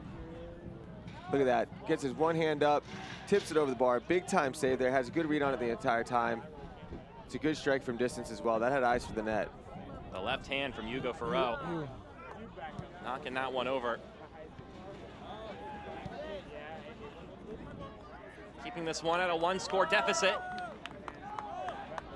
Now Loudoun will trot down the other end. Tempting ball inside, floating over top of Ryan. Zane. Now Garay. Couple of dinked passes around. Morris takes the shot, didn't get very far. It's a good hold-up play by El Macari. Finds himself in a dangerous spot. He's able to lay it off, create that space for his teammate to get the look. Ryan pokes it out. Maybe not the intended process, but it works out for Loudoun. Yes, it did for a moment. Now Rivas. Back heels it. Sorto finds a wide open Telfer. He's got acres of space.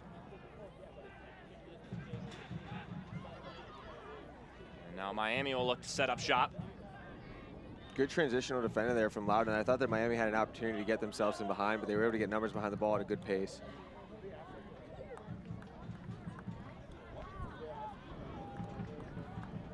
Clark knocks that one away.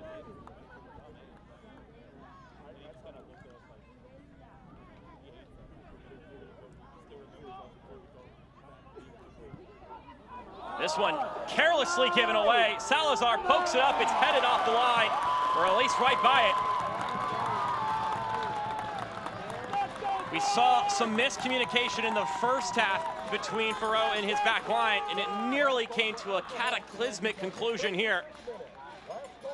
Big game time, big save here from Clark. He does a great job reading this situation. He sees that his team's in trouble, does a great job recovering, makes his way to the center of the park. The pass was intended for him. When your goalkeeper comes out, if you're a defender, when your goalkeeper comes out like that, you make a beeline straight to the goal so that you could do something like that. 18 years old, making a big play like that, subbed into the game, protects the goal. If you're Loudoun, we've talked about the possession in the back. You've got to be a little bit smarter in possession, but all the credit goes to Clark for keeping his team at a 2-1 score line. That one will float over for a goal kick. Coming into this game, Jace Clark has just played over 200 minutes and had the wherewithal in a chaotic moment to make the much-needed play for Loudoun. That's a big moment. That's a big moment for the young man, and that's the type of moment in these games where it's a 2-1 game, 3-1. Things can go south pretty quick if you're Loudoun, but those are the types of plays that you can build momentum. That type of individual effort. And that's just a note for defenders out there. If you're a defender, if you're a parent of a defender listening to this broadcast, if you see your goalkeeper leave his net like that and you have the opportunity to run in behind and get yourself in front of the goal, make that beeline to the goal because you never know what could happen. Goalkeeper does a good job making life difficult on the forward. He has to chip the ball up. It's the only way to get to the goal.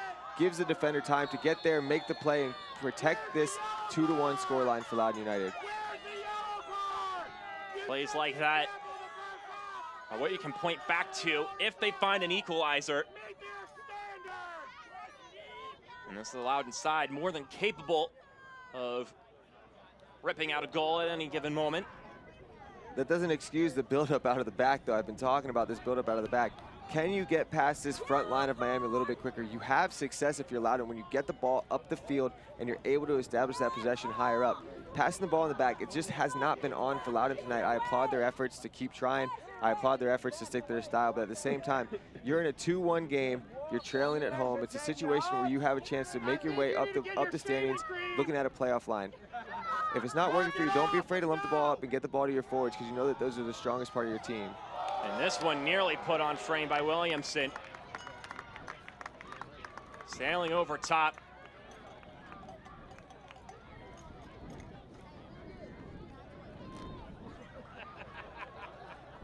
And Zendejas will end up breathing a sigh, not having to make a stop there. He's a guy who's been bailing out this team as of late for Miami, Adrian Zendejas. Lewis Neal mentioned that he, much like the team, has been building up performance after performance, and he gives the backline confidence, and he's getting more confident in himself game by game. Anytime you're able to win back-to-back saves of the week, that's going to do good things for your confidence, and anytime you're able to make those types of saves like that, your backline is going to feel really, really good about how you're doing.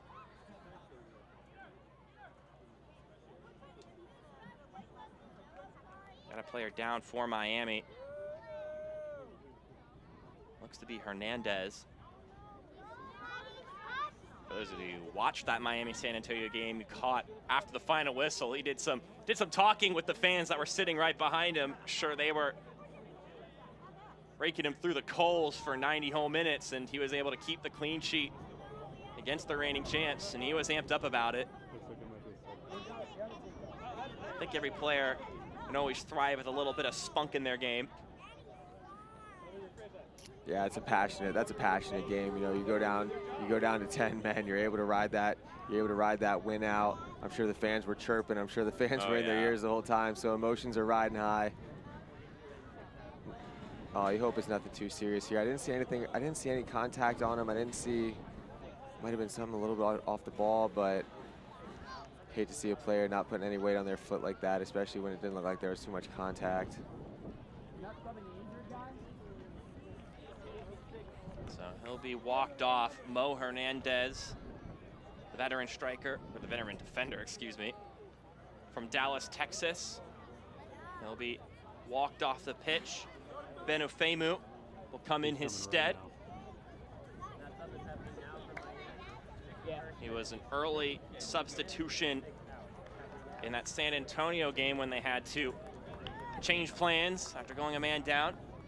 Came in and helped them stand tall in that match, that substitution. Brought to you by Segra. Number 6, Moises Hernandez. Now entering the match, number 22, Benjamin Ofemu. Yeah, Hernandez still walking really gingerly there on the sidelines. Hopefully it's nothing too bad.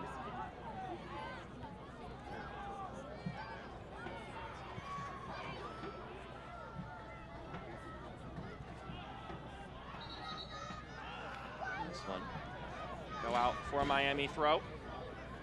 USL's second annual summer showcase signals the start of the sprint to the finish. Philip Goodrum and FC Tulsa head west to face Romario Williams and Colorado Springs Switchback FC. FC Tulsa and Switchbacks FC Wednesday, August 9th at 9 p.m. Eastern on ESPN2.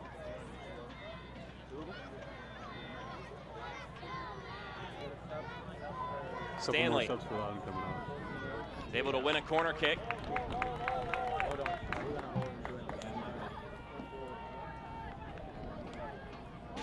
No corner kicks in the first half for Miami. Been able to collect a couple here. This will be their third one of the game and of the half, of course.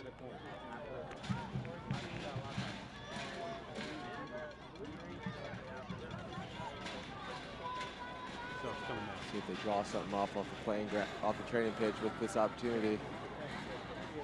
Gabriel Cabral, both hands in the air. Goes for something standard. Craig tried to keep it in. That's the second one that Cabral has overshot. He's looking to rein in the service. Khalil, you're on the left. Yeah, you're right. So we're gonna get a pair of substitutions here for Loudoun. As Jeremy Garay comes out for Aiden Rocha. Meanwhile, Wesley Leggett comes in for Jake Morris. Both substitutions presented by Segra. Now entering the match, number 4. I thought Morris did a good job tonight of finding himself in dangerous spots. The final product wasn't there. He wasn't able to put the ball in net, but at the same time, he was getting those opportunities. He was finding himself in front of the goal. And with this Rocha sub, look for him to calm this game down a lot for Loudoun. He's the type of player who, if you are playing and you're building out of the back, you can get him the ball, he'll turn into space, and he'll spray, and he'll find the next player. So that's an important sub for this possession here on the defensive side if you're Good shoulder. This one, Santos tracking back to ensure nothing too dangerous takes place. And the whistle's gonna blow. Despite Telfer thinking he kept it in play. I guess you don't know that law. Pride night at Segra Field. Held a silent auction for some Loudoun United FC Pride warm-up shirts before the game, and also had some Pride vendors up, a halftime fireside chat. They also had a cornhole tournament before the game started. Have you play cornhole at all? Of course.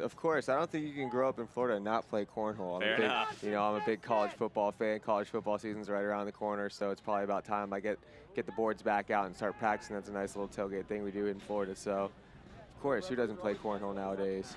Break out the canopies. Yeah, it's just one of those things. It's a little bit hot right now. I think everybody in the cornhole might be a little bit hot, but once it gets a little bit cooler, you get the bags out, have yourself a nice little weekend. Looking forward to doing things like that. Absolutely. A tailgating must. A set of those cornhole boards. I was watching a professional cornhole tournament a couple weeks ago. That's just an unreal level. Those guys are crazy. Yeah, you don't want to run into those guys at a tailgate. Those aren't your average. Those aren't your average cornhole players where you think you're going to have a good time, have a little bit of fun on the table. Doesn't really work out that way with them. They've been pretty good about that tonight, actually. But they're angry. There's a lot of swishing it through the hole. The consistency. It's the consistency. There are good cornhole players, and then there are those guys. Of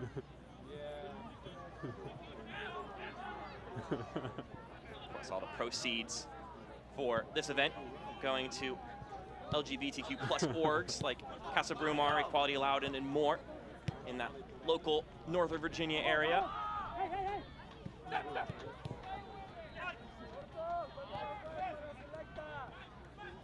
Meanwhile, Loudoun. Salazar has been very impressive for me tonight. He's coming back, he's receiving the ball deep. And in this situation, he's patient on the ball. He's 1-2 off his teammates, making these runs, connecting, able to switch the ball side to side. And now he finds himself on top of the field in an open space if his player is able to connect with him. And Sorto was looking for him. Couldn't get it over the center back.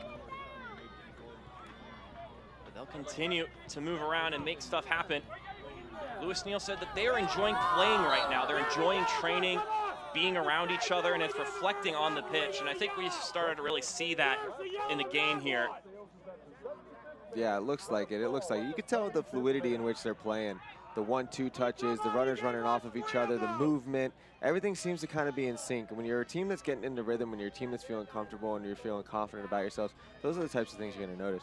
It's quick touches. It's knowing where your player is going to be. It's being able to time those runs because you know when your player is going to hit the ball or you know when your player is going to start making those runs.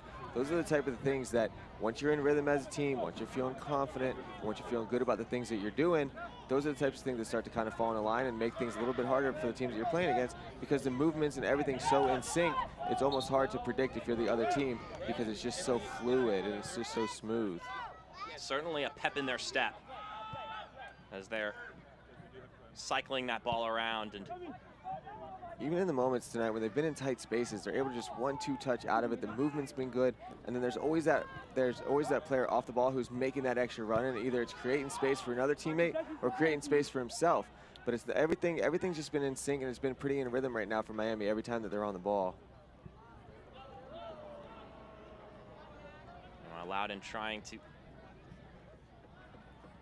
figure out a way to crack the code here in the second half. They've been withstanding a lot of the questions here. Ref says play on.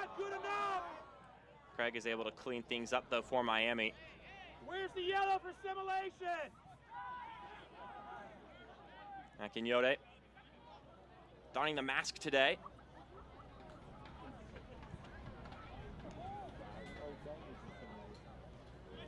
Salazar still on it. It's jostled back by Jace Clark, who is now making the run forward. El Medkar winding around. Help him! Trying to get by Segbers. He plays it inside. Ryan out to Zane. Landry slips it through to Zane. Zane with the service. Brought down by Williamson. It's cleared away. Some promising stuff there from Loudoun. Good movement down on the left side. Little 1-2 touches. Zane is making his run behind. That's the right idea from Williams to do it. You find yourself in a tight angle. Another service comes in just over the head of one Wesley Leggett. Zane back in the middle. Landry shoots, but it bounces harmlessly to Adrian Zendejas. Zane, the sub, making a difference here on this left side. He's finding himself, he's creating space. He's able to get those runs in behind, playing these crosses in. That's the type of dynamic movement that we need to see out of Loudoun to get a little spark in this on this offensive attack. Just trying to get things revving here. Ryan Martin feels good about the group of guys he has. Says we have a pool of players that we can count on. And the whistle and the free kick incoming for Loudoun.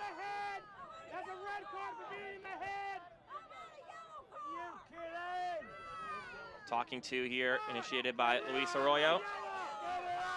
Talking to Mark Segbers. That's Zane again, creating an opportunity for his team, drawing that free kick. It's the right call by the official. He gets hit after the play. He did embellish it a little bit, but sometimes you need to do that for the ref to pay attention to it. Putting yourself in a different, putting your team in a good situation here with a free kick in a dangerous spot. With 20 minutes plus change to go in this one. What are you teaching the kids? A big chance for Loudoun United to find an equalizer. Think about the children. A huge match between these two sides, both sitting below the playoff line as it stands, but within striking distance if they could start to string together some positive results. Zane. And we have a player scrapping on the ground. That's Cole Turner. Still being hacked about. Salazar, well, knocked that one out of play.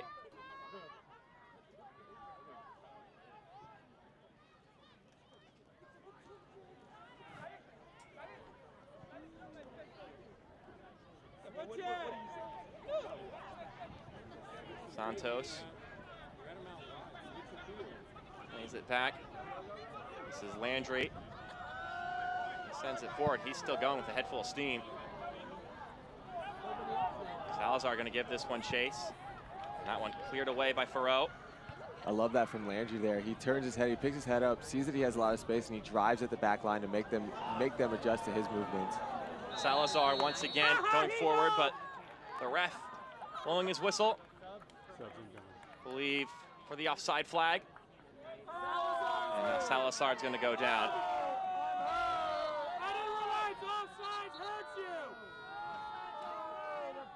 Michael Salazar down onto the turf.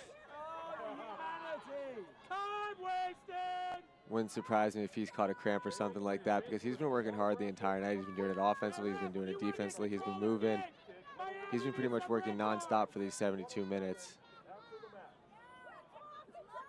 Worth noting, Salazar in the starting role, typically around that spot where Kyle Murphy plays. Murphy sitting on the bench and has not come into the game yet. And if they are working to maintain this advantage, then he may just be sitting on the bench for the rest of the match. And I'm sure he'll appreciate a little bit of rest. Or not. There he comes in. Right on cue. At this point, it's what they pay us to do.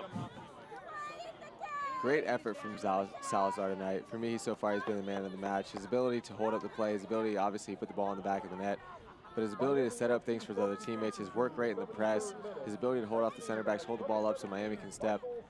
He's been a key part. He's been a key part of Miami's success tonight. So Ben Mines will come in for Sorto. Both substitutions brought to you by Segra. I mean, I think that's about as on the nose of a commentator's jinx that I've had yet. To be fair, you couldn't see the board. If you would have saw the board, you would have never said it. Oh, certainly. I like what Zane has brought to this game. Just a different look, a little bit more dynamic. Not afraid to be ambitious, not afraid to press. That's a cursor. That's an announcement jinx right there as well. But he's been trying things though. And yeah, he's been trying to be a little bit more dynamic. Elmedkar swings it in, headed away. Landry looking to connect to the top. It's Landry again. Plays out to Elmedkar. Elmedkar driving it centrally. And that was a crunching collision there between Paco Craig and his keeper, Zendejas. And a couple more bodies ended up falling into the collateral there. That's brave goalkeeping there from Zendejas. Low-driven ball. It's a great spot to put across if you're an attacking player. Anything can happen when you drive the ball low in front of the net with that many bodies running around. Zendejas, brave in his goalkeeping, comes out, cuts that cross off, knowing that he's going to take a hit, knowing that there's a forward crashing down on him, able to get two hands on the ball and prevent an opportunity there for Loudoun United. You hope everyone's okay. A lot of bodies flying around, but I cannot stress as a goalkeeper how important that is and how brave you have to be to make that play.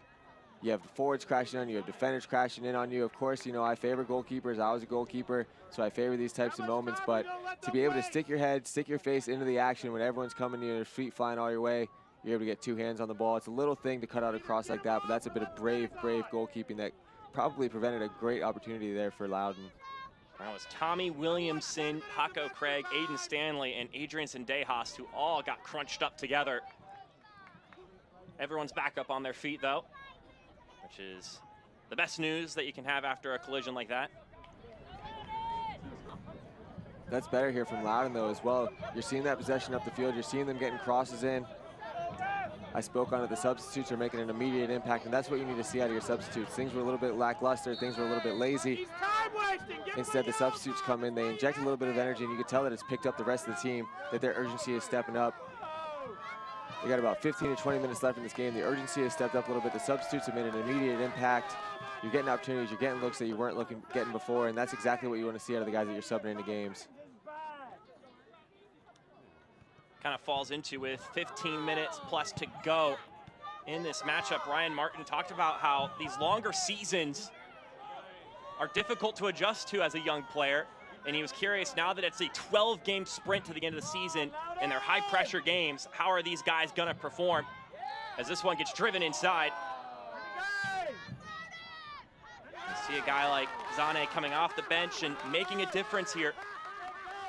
Same with Rocha as well. In that previous situation, you saw Rocha gets the ball, he turns and immediately looks to break lines. He breaks lines with that diagonal ball, and then Loudoun's already put Miami on the back foot. Landry. Nice move. Landry still going. He tried to tuck it near post. He couldn't get it in. Hosu Landry with some individual work there. Landry's done a good job in the last 5-10 minutes of attacking the space that he's given here. And in this situation, he's not even given too much space, but he's able to get that turn off, find himself in front of the net. Good bit of attacking play right there. He sees the opportunity to take that space. Another situation where you want to get it on target, you knock it off the goalkeeper, it goes out for a corner, but the last 10 minutes, he's done a much better job of attacking that space and putting Miami's defender on the back foot. You got to make these defenders uncomfortable. Driving the ball at him with pace is a way to do that, and Landry's done a good job of that here in the last 10 minutes. Trying to keep them on their heels as they fish for an equalizer. This is the energy, though. This is the energy from Loudoun that we've been waiting to see this entire night. It's come here in the last 10 minutes or so, but this is the type of dynamic energy you need. You need the movement. You need to keep the ball. You need to play with a little bit of pace. You need to play with a little bit of urgency. And we've seen that here in the last 15 minutes, which should set up for an exciting ending. Moving it forward is Cole Turner.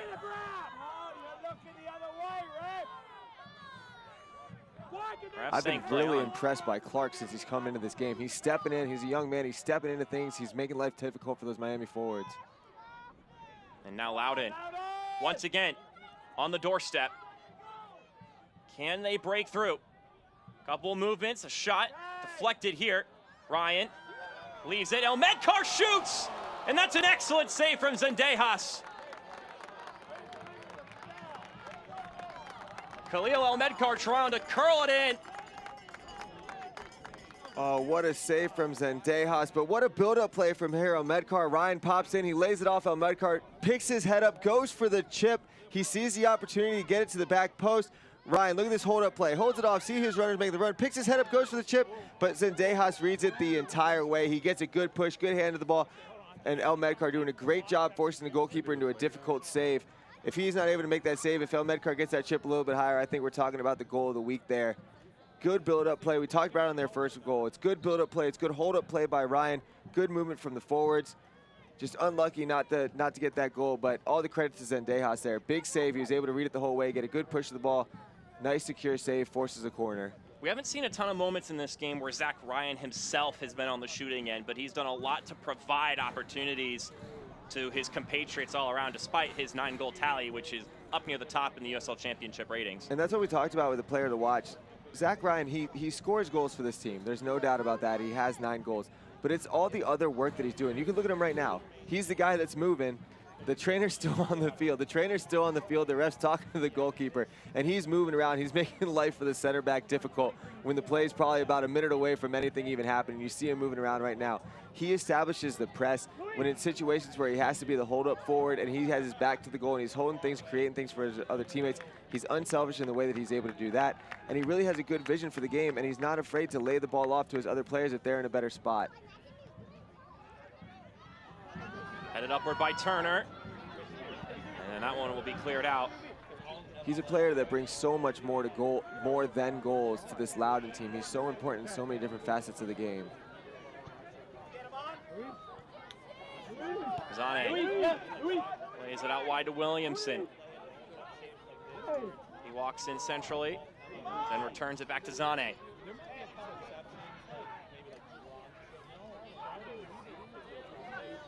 Williamson with some feints. Connects with Landry, who gets a nice turn up. And that is a tough challenge from behind, but the ref says play on. Oh, I'm not so sure about that one. I think the ref missed one there. And on the breakaways, Miami, Telfer can't get by Clark. Off of first glance, I think Loudoun might have a little bit of argument on that one. Looked like he was late to the foul. Landry again. That's the third time in the last 10, 15 minutes that he's been able to turn, create space for himself, and drive at the back line, put them under pressure. But another great job by Clark putting out the attack, getting Loudoun back on the front foot. Williamson is able to slip it through. Leggett gets it knocked out of his clutches, but it will be a Loudoun throw. Where's Mark Fisher when you need him? Leggett holding things up. Wesley Leggett, he's all over it. He's able to earn the corner kick, but Paco Craig turning into a backpack there. If you're Leggett, you got to hit the deck. I know people talk about embellishment. They don't want to see a ton of embellishment, but if you're a forward and you feel pressure like that, you're not able to get a shot off, hit the deck, put the decision in the ref's hands. I think you're getting a penalty call if you hit the ground there. Corner kick comes in. Player goes down once again. If you're Miami, you got to be careful. On that corner kick, it looked like they had a handful of jersey, pulled him straight down. Could have easily been a penalty kick. On the play before, if Leggett hits the deck, I think you're getting a penalty call. If you're defending him right now, if you're Miami, you got to be a little bit smarter in the box and don't leave this decision up to the referee. Why are you so pathetic? Tempers flaring at Segra Field. As some opportunities have come to the wayside for Loudoun. How many more players have to be injured before you finally do your job?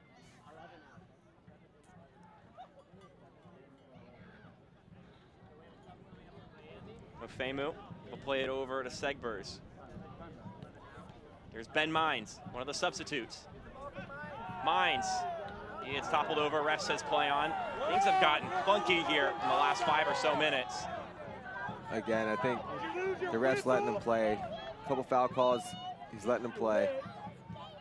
Ryan trying to switch the action. Was brought down by Santos, but that was about the extent of it. Now coming the other way.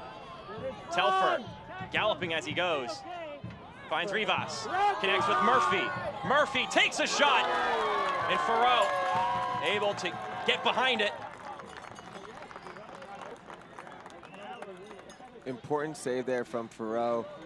Miami finds himself in a 3-on-3 situation. The Loudoun defenders step to the ball a little bit too much. A little bit of ball watching there that led to that opportunity, but Farrow does a good job keeping his balance, staring down the forward, making sure that he's reading the ball the entire way. He doesn't guess, he doesn't move. Stay steady, makes a good save.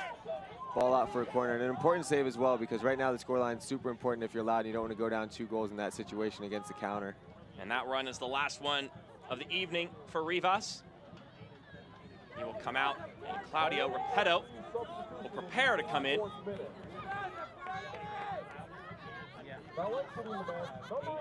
And that will take place here. The substitution presented by Segra. Repetto, the Italian forward, will trot on to play. Rivas with an excellent night tonight as well. Good in the hold-up play, good off-the-ball movement, creating space for his teammates. Collected the second assist. I want to bounce all the way over. Can't watch the match? Turn on Sirius XM FC 157, North America's only 24/7 source for engaging soccer talk, including USL All Access Tuesday nights at 7 Eastern. Plus hear live matches from the USL, MLS, English Premier League, and more, all on Sirius XM FC 157 in the SXM app. This one headed on and falls into the breadbasket of Adrian Zendejas. I can hear him. No.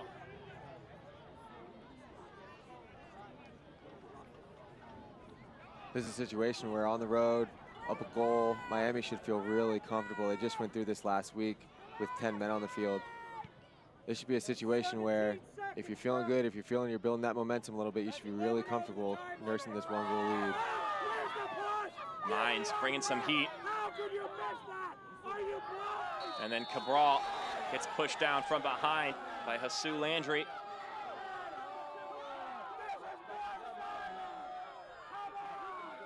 After some bouts of physicality between these two sides, the whistle does get blown here.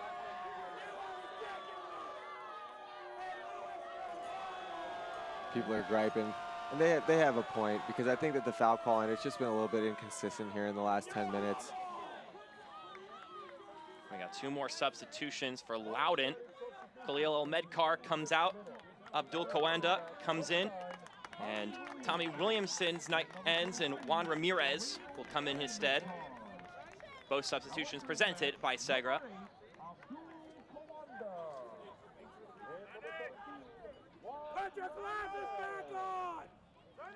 At this point, they have expended everything on the Loudoun side as far as their bench is concerned.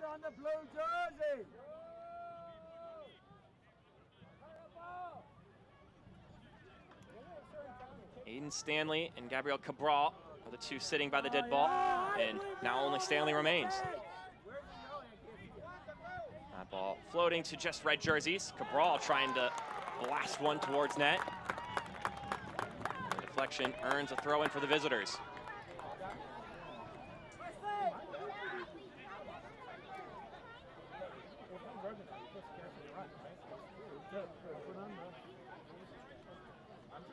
Miami going to take their sweet time anytime the ball goes out of play.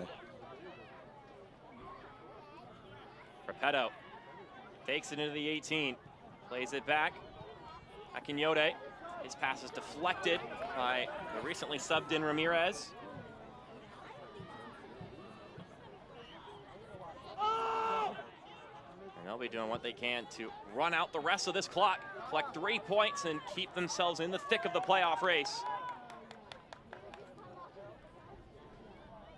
At this point, they'd be sitting at 23 points, which would have them 2 points behind Indy 11 and tied at 23 with Detroit City FC. Indy 11 currently trailing as it stands. Detroit City FC playing later today.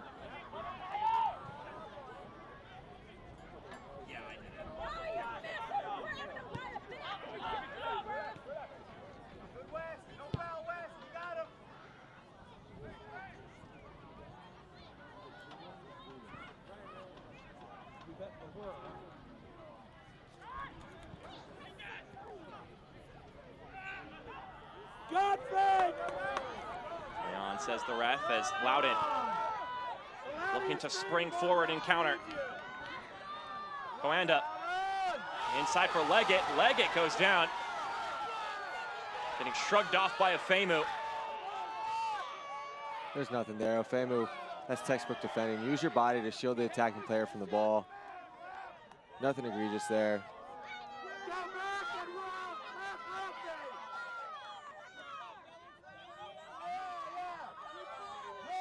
Ben Afemu using his 6'3" frame to keep the 5'10" Wesley Leggett from getting towards that ball.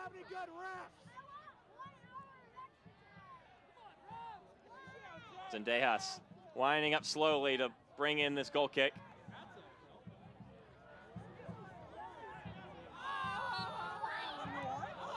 Of course, because they scream. Another free quick kick awarded to Miami.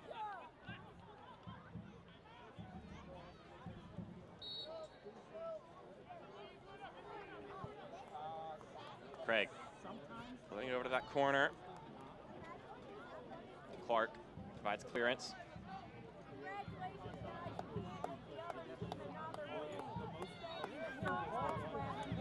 That surge from Loudoun, that 10-15 minute stretch has certainly lost some of its potency here as the clock is ticking down. It has, and a lot of that has to do with the way that Miami's playing as well, though.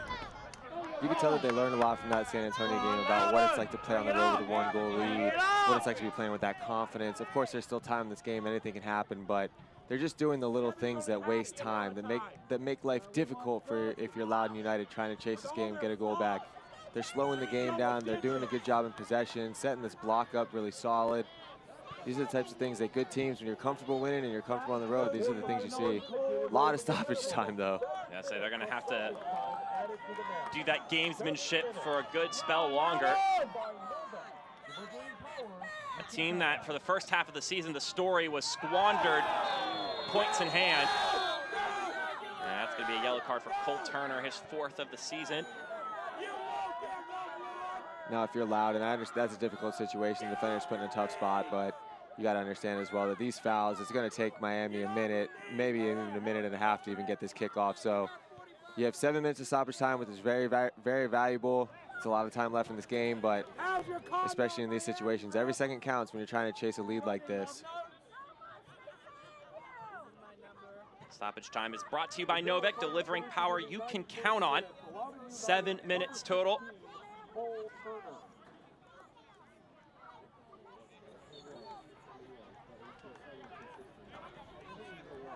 Like you said, they're doing everything they can to chew out more of this clock. Famu plays it to Segbers. Mines stays on his feet. Ben Mines looking to spray it to the corner. Landry getting tangled by Cabral, and he hits him in the face. And that'll be more gamesmanship here from Miami. Yeah, and it's really, you know, if the elbow comes up, if it makes contact in the face, if there's any contact to the face now, you call the foul. That's part of the rules of the game. But at the same time, I think that it's just the consistency from the ref that people are looking for. There's been other situations where fouls could have been called for Loudoun that would have been a big impact on situations in this game. But the Loudoun fans are unhappy. It seems like that calls kind of keep going to Miami's way a little bit. But if something did make contact with the neck, with the face, anything like that, it's a foul all day. So the ref makes a good call there. It's just a lack of consistency, I think, from the foul calls that the fans are upset about.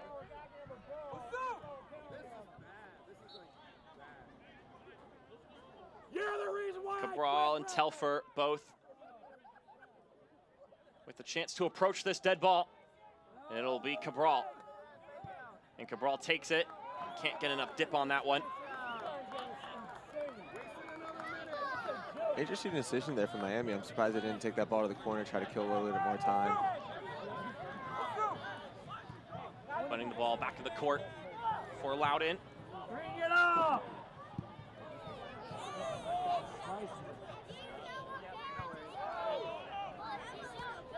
Murphy chests that one down.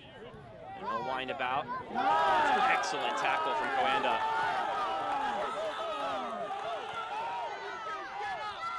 Landry is able to slip by Mines. Landry forward to Coanda. He gets it to Landry. Back to Coanda. Coanda gets denied. Now Rocha has a chance to play it out wide, and he does so. Zane working his way forward. Taps it back to Rocha.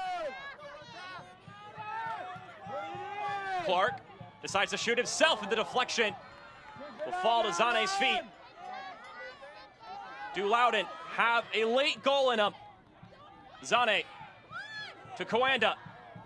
In the middle, the header is going to dip down and into the hands of Zendejas. That's a great push there by the Loudoun substitutes, really bringing the energy to this game.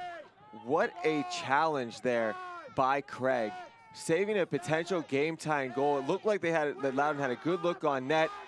Came out of nowhere, makes an incredible sliding tackle, big block in front of the net, putting his body on the line for his team to keep this 2-1 lead. And now on the other side is Miami. Repetto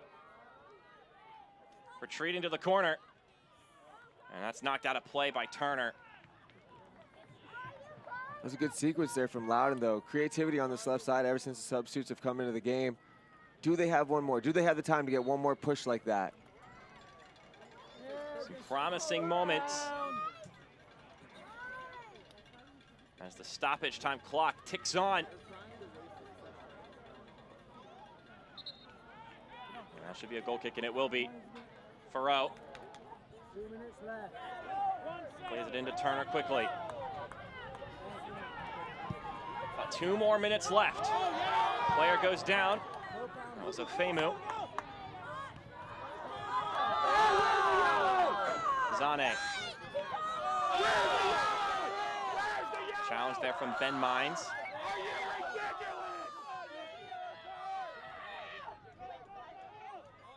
Surveying his options. Able to get to Ryan. Coanda. Plays it back to Landry. He chips it, looking for Coanda.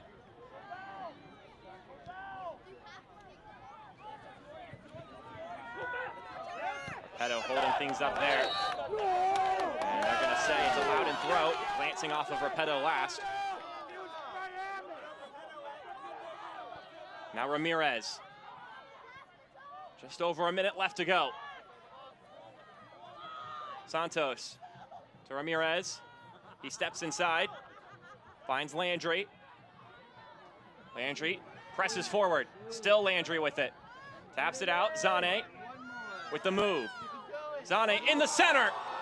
Couldn't quite connect with his target. And then a late challenge is going to be called. Oh, Zane with a great creativity look there.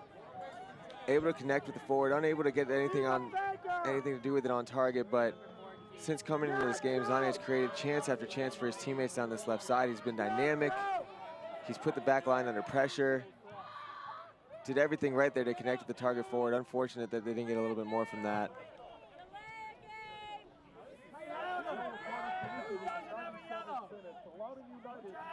Wesley Leggett, the one called for the foul at the end of that sequence there. Why doesn't Miami have any cards? Oh, because they paid you off? Makes sense. So as that clock hits 97 minutes, we'll see how much time Luis Arroyo decides to give wiggle room for it.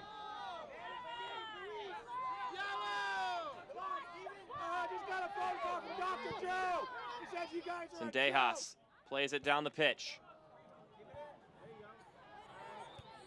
Headed a couple times. Murphy looking to stall out the rest of this clock. Mines pops this one forward. And the whistle's blown for a foul drawn by Ben Mines.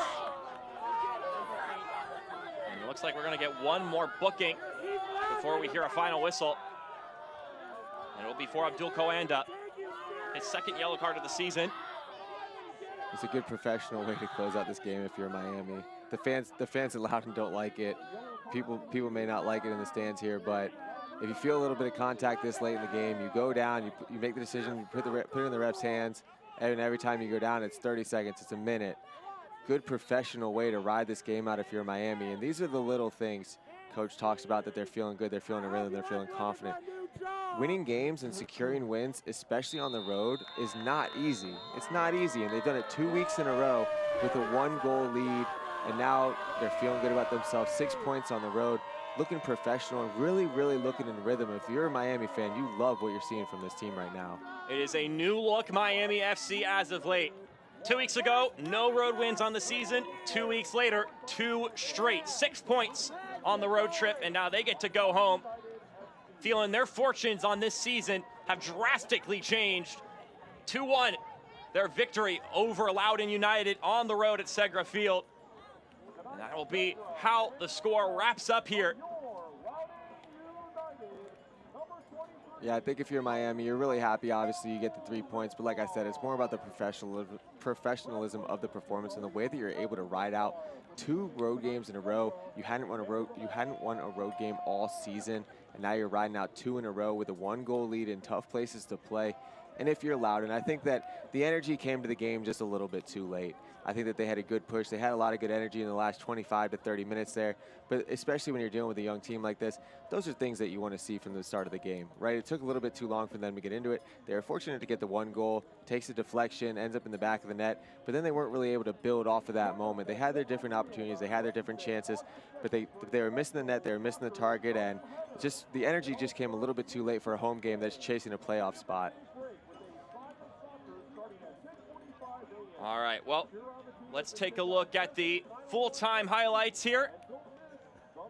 The last recap here of the game that we've got for you. And it started in the 11th minute.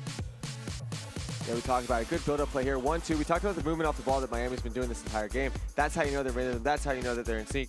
And for me, Salazar, what an impact he's had on this game. Maybe it was the early goal that got him buzzing and got him feeling good about the way he's playing, but he finds himself running off the defender's back shoulder, which if you're a forward, you want to find those little pockets, you want to find those little channels. He does. He picks his head up, drives it with power, put the ball on frame, and you never know what could happen. Drives it with power, ends up in the back of the net. Now here, if you're Loudoun, the movement from the front 3 on this goal was just extra dynamic. You see Ryan checking in, creating that space for Elbakar. It does take a deflection. It takes a wicked deflection. Nothing that Zendejas can do there as the goalkeeper. But if you're a forward, put the ball in net. Shoot the ball when you have these opportunities around the box. They do a good job of that. Williamson picking his head up, finding that runner. Great off-the-ball movement from the three forwards there. And then at that moment, it was a 1-1 game, and it looked like the momentum was going to swing back to Loudoun's way. Didn't take too long, though. Here we have Salazar again. Look at this hold-up play from Salazar. 2, 3 guys, drawing defenders to him. Finds Rivas making his late run. Gives his players time to make it to the top of the box with them. Telfer with a great finish. Drives it with power across the ball. But it's all about the hold-up play here from Salazar. He draws the defender. Look at him. 1, 2 defenders. Gives Rivas the opportunity to find himself open late. Rivas draws the defender. Telfer is the beneficiary of that off-the-ball movement, and he makes absolutely no mistake by driving the ball with power across the goal. And here's a look at our save of the game presented by Segra. The free kick from Sorto and the left hand from Hugo Ferro. Just an excellent save on his part. Yeah, great save. He reads it the entire way. Free kicks from that distance can be challenging with the wall, the different distractions that are going on in front of you. But it's a good job reading it the highway. Gets a good push on it, makes no mistake, gets that big bear paw up, and gets the ball over the bar for a crossbar. Well, that was your brief post-game show presented by Segra. Your final score presented by Segra is Miami 2, Loudoun United 1. For our entire broadcast crew, for Jeff Attanella, I'm Mark Schoenster. We appreciate you tuning in. We hope you have a fantastic night, and be sure to check out some of these other USL Championship games taking place tonight. There's a lot of fun ones to have, but for our broadcast crew, have a good night. Claimed by Miami. Upside down world.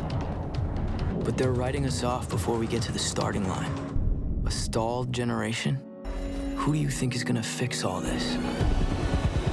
We will, because our future is the future. So we're going to build bridges and hospitals in a day and feed those left in the cold. We're going to do all this and more because we have an appointment with destiny. We understand an upside-down world, but they're writing us off before we get to the starting line. A stalled generation? Who do you think is gonna fix all this? We will, because our future is the future.